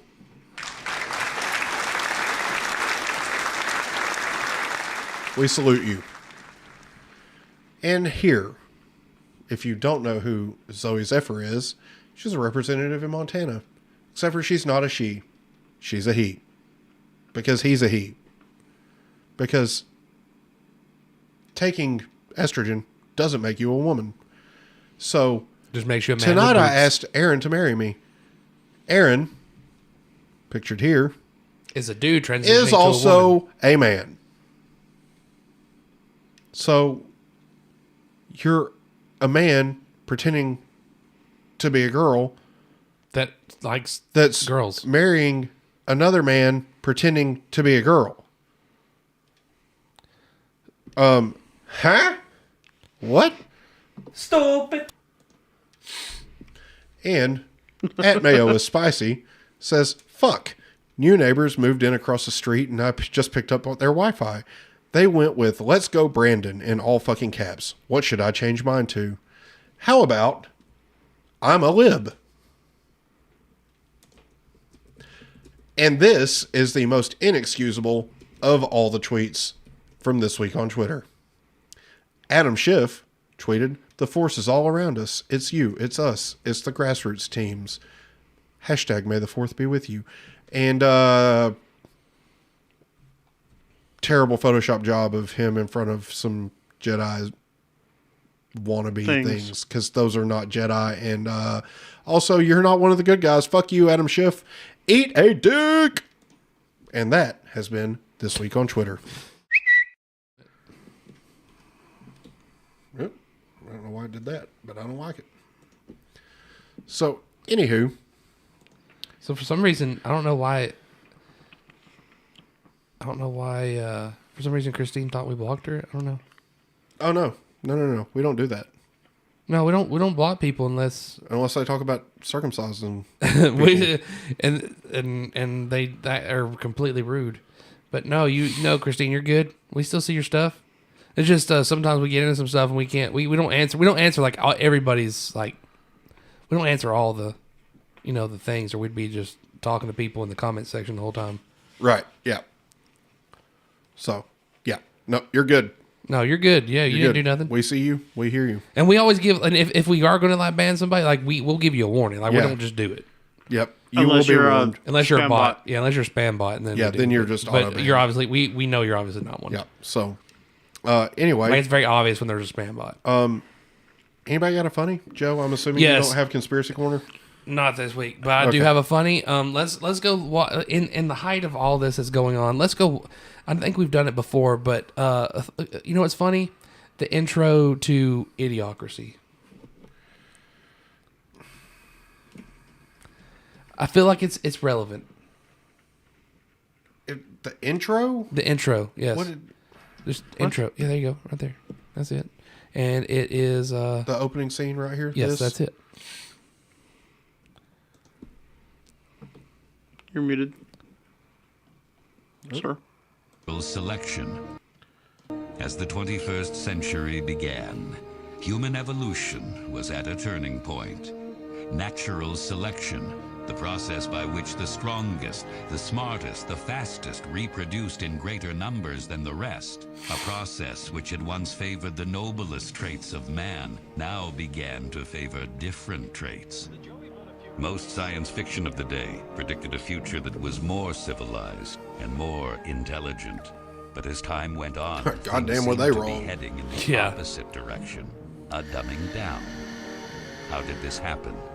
Evolution does not necessarily reward intelligence. With no natural predators to thin the herd, it began to simply reward those who reproduced the most and left the intelligent to become an endangered species. Having kids is such an important decision. We're just waiting for the right time. It's not something you want to rush into, obviously. No way. Oh shit, I'm pregnant again! Shit! I got too many damn kids. Thought you was on the pill or some shit. Hell no! Must have been thinking of Brittany. Brittany? No, you didn't! There's no way we could have a child now. Not with the market the way it is, no. No, that just wouldn't make any sense. Come on over here, bitch! He don't care about you! Yeah, well, there must be something he likes over here. You mean nothing to me, baby? Oh, shit. It wasn't me! It wasn't me! Well, we finally decided to have children, and I'm not pointing fingers, but it's not going well. And this is helping. I'm just saying that before I have in vitro, maybe you should be willing to... It's always me, right? Well, it's not my sperm count. Yeah! I'm gonna fuck all of y'all! That's my boy! Cleavon is lucky to be alive. He attempted to jump a jet ski from a lake into a swimming pool and impaled his crotch on an iron gate. But thanks to recent advances in stem cell research and the fine work of Doctors Krinsky and Altshuler, Cleavon should regain full reproductive function. Get your hands off my junk! Unfortunately, Trevor passed away from a heart attack while masturbating to produce sperm for artificial insemination. But I have some eggs frozen, so just as soon as the right guy comes along, For generations, although few, if any, seem to notice. That's it. That's it. 21st century, the Army began a top-secret experiment. Meet Joe Bowers, our first subject for the human hibernation experiment. As you know, this is highly classified. If you haven't However, if if you have not seen Idiocracy in its full length, it is a must watch. Because electrolytes, that's what the planets crave. Oh my God. You would be surprised though how many people do not understand basic like agricultural things. No, I wouldn't. We're not self-sufficient anymore. We've not No. been able to do things on our own for a long time. So, oh look, we've detected copyrighted audio. Don't care. So, this has nothing to do with the show. Kind of. It doesn't matter. Do they still pull y'all down like immediately for copyrighted stuff? Sometimes I didn't this time. That's crazy to me. Yeah. Yeah. It's insane. I get an email every night. It's like, hey, your live stream included copyrighted material and has been blocked in some countries, but not here. Yeah. Yeah. So anyway, Wait, Christy says, "Oh, you guys are probably against stem cell research. Where'd that come from?" Well, I mean, she's not wrong. I'm not against stem cell I mean, research. I'm not necessarily against it, but I'm against using aborted fetus cells as stem, correct. But that's not the only place you get stem cells from. No, it's not. I'm against that aspect from aborted fetuses, Right. But otherwise, Right. No, I'm it's all fair game. Yeah, go for it. So, as much fun as this has been, we are out of time. We are. Yep, my butt's by, hurting. by a lot. Not really by a lot, but we started later, so we ran later, and it's been a good show. Oh, she says, I thought the right. We're not the right. We're libertarian. Yep, we're dead center. I wouldn't say dead center. We're Yeah, we're center right. We're center right. Yeah, and About again, it 27 really just degrees to the right. depends. 27 degrees to the right. It really just depends on where you're getting the stem cells from. Aborted fetuses, definitely not good. Definitely don't like that one. But otherwise, again, if you're and it also depends on the abortion.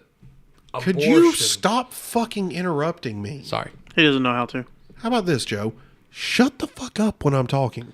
How about this? Okay. Talk quicker. Shut the fuck up. Talk quicker. Shut up. Hurry up. What are you going to say? Again, if you're watching the show and you like it, share us with your friends, subscribe to the channel, hit the like button, and make sure you click the bell icon. You'll always be notified when we go live, which is every Saturday between 8 and 8:30 p.m. Central Standard Time. If you want to support us, go buy some merch. Link in the description. Can I finish my statement now? Go for it. So, they're You know what's really disturbing is when somebody else talks on top of somebody. Yeah. It's pretty fucking annoying, isn't it? When somebody's trying to say something and somebody else just interrupts them. Somebody finally takes my side. Christine, you're the real MVP. Yeah, but I'm trying to promote the channel here, okay? But I'm trying to do the thing that like Christine right wants now. me to do. Shut up. See? Okay, so there are the abortions or, basically, health of the mother or baby or whatever, something's going on, they've got to do an abortion. I'm okay with using those as well. Assuming the mother is okay with it. Yeah. Indian. And then Bruce Willis showed up. Indeed. That's an inside joke. That's a Speaking of Bruce Willis, big throwback. Have you heard about his condition? Yes. It's getting worse, too. It's sad because he was one of the classics, Yeah, man. his career is over. Yeah, Has been over for a while now. He actually signed over his likeness and everything to AI companies to use. Wow, that's crazy. Yeah. I wouldn't have done that shit. Wow. Wow. Wow. No, like what was that show where it was like, Anyway, wow. I think our bickering makes us likable and relatable. Except Joe. So we've all been friends since we were like 8, 10, a long time so ago. I was legitimately thinking about that on the way over here. It's like, damn, I've known these guys for fucking ever. I mean, 20-something years. We're all family, legitimately and figuratively, but we didn't know we were family. Oh my God, you broke it. Go away. We didn't know we were family, especially like me and Joe. We didn't know we were related until well after we were friends. Well, yeah, and then we found out that I was related to Justin.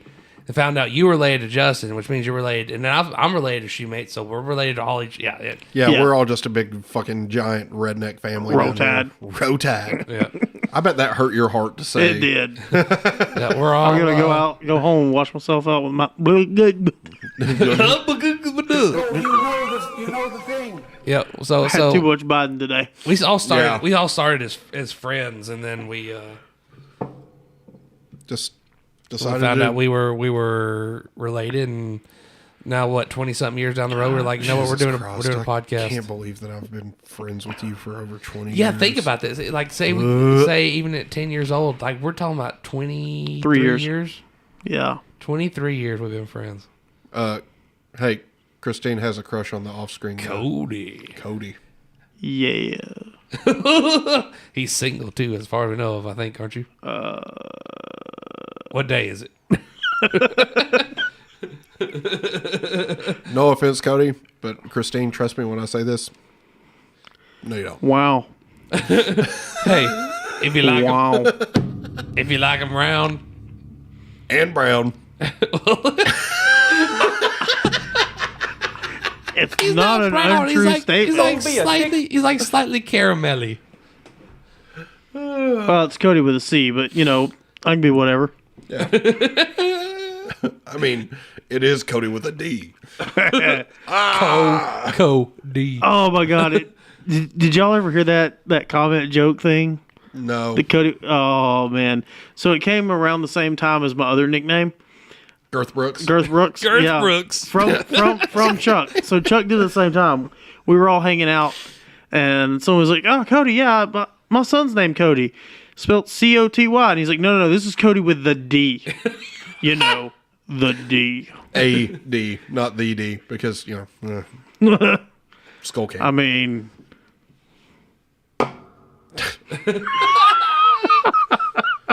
Stupid. It makes everybody laugh. Oh, it definitely man. doesn't thud when you pull it. I don't know. What I do know is that it has been it's been a good show, fantastic show. At one point, I think we maintained like 5 or 6 people. We had 6. It was pretty solid. That was pretty cool. 16 views total. Kristen, anytime. I got you. So, anyway. He's on Facebook. Just go find our Facebook. He's on there. Yeah, he's on there. That's true. I'm there. You might not be able to see after you look, but... Fuck you. He likes older women, younger women, same age women. He just likes women. I like women. Well, they He may not stick around. Listen. he's like a stray cat. As long as you feed him, he'll come back. Yeah, that's true. Joe knows that for a fact. You put food in front of him, he will come back. I just show the fuck up here. Yeah, like he literally does. He just, like yesterday I showed up I came home from work. No, it's not yesterday. When was it? Wednesday? Thursday? It doesn't matter. It was one day this week. And I walk in the house and Beth is like giving him a shot and in the arm. And I'm like, the fuck is going on here? Hold on. Cody's like, I'm taking my testosterone now. Hold on. Christine says, that's the start. I need a man who likes women. I am terribly sorry for your luck. Because Cody likes penis. No. Just Derek's. Just Derek's. He does. That's a joke. And Joe's. That's a joke. He doesn't. That's a joke. But is it though? You just need you a good old Southern man. That's what you need. You need a good old Southern man that likes fried chicken and sweet tea and mashed taters. Yay. I don't know. I like the mashed taters. I know other Southern, Don't other forget good the damned old pit vipers. Other good Southern men might not like the mashed taters, but that's kind of my thing. Like I feel like you're not Southern if you don't like mashed taters. She says, "Damn, way to crush me." Well, Christine, it's been great having you back. It was good having a lot of. Here's the thing. The only thing, I truly enjoy the repeat randos that just show up. And well, you're Christine, not really. You're not a rando anymore. So congratulations. You're becoming a propst. You've made the wall of the wall of propst. Yeah, pretty much. We're gonna call it the propst wall. Yeah, the propst wall. The people that actually come back and listen to us and talk to us. You know what? We need a banner that runs across the bottom of the stream. Dedicated viewers. Dedicated viewers. Like, if you've watched the show more than 4 times, you get put on there. And then it just runs across like every 30 minutes or something. Yeah, that'd be cool. Yeah. This Wow. this channel is brought to you by viewers like you, like PBS. Yeah, this content is made possible by viewers like you. And anyway, keep that shit up. Yep. We are well over time. So, with that, Christine, great to have you back. Yeah, See you next Saturday. Lydia left already, I do believe. But Lydia, if you're still there, if you we'll come see back next and Saturday. watch, it was great having you. Wow, we have 7 people watching now. Cody, you got to come back. She's a fan. Oh, God. Cody's like, hey, you know what? Okay, first off, I don't want to have to deal with him again next week. What are you doing to me, So, Christine? I've been here. I don't know when you got into the show, Christine, as far as tonight, for sure. But hold on. You know what? Let's settle this right now. Cody, come have a seat. Oh man, he's giving me a seat. He's gonna let you see him. He's gonna let you see him. Oh God.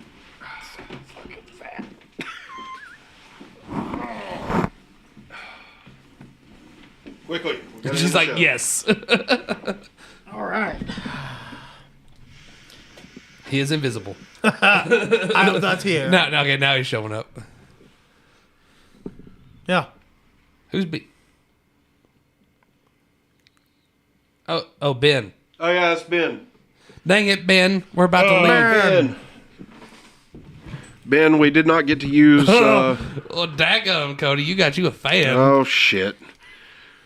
Now we're stuck with him. I don't like this at all. This was a terrible decision. Christine, you are banned from the show. Christine, banned. Not Banned really. hammers. Not really. Son of a gun. Not really. Ben, we didn't get to use the second monitor tonight, but we will have it up and running next week. Thank you. One more time, guys. 3, 2, 1. Tally ho, Ben. Yeah, thanks for we the TV, really bro. appreciate it, man. I'm off camera at the moment, but I will see you at work Monday morning. And as for now, Christine, contain your crushing on Cody. We will be back next Saturday at 8 p.m. I'm Justin. I'm Joe. And I'm the favorite man here. Tally ho, lads.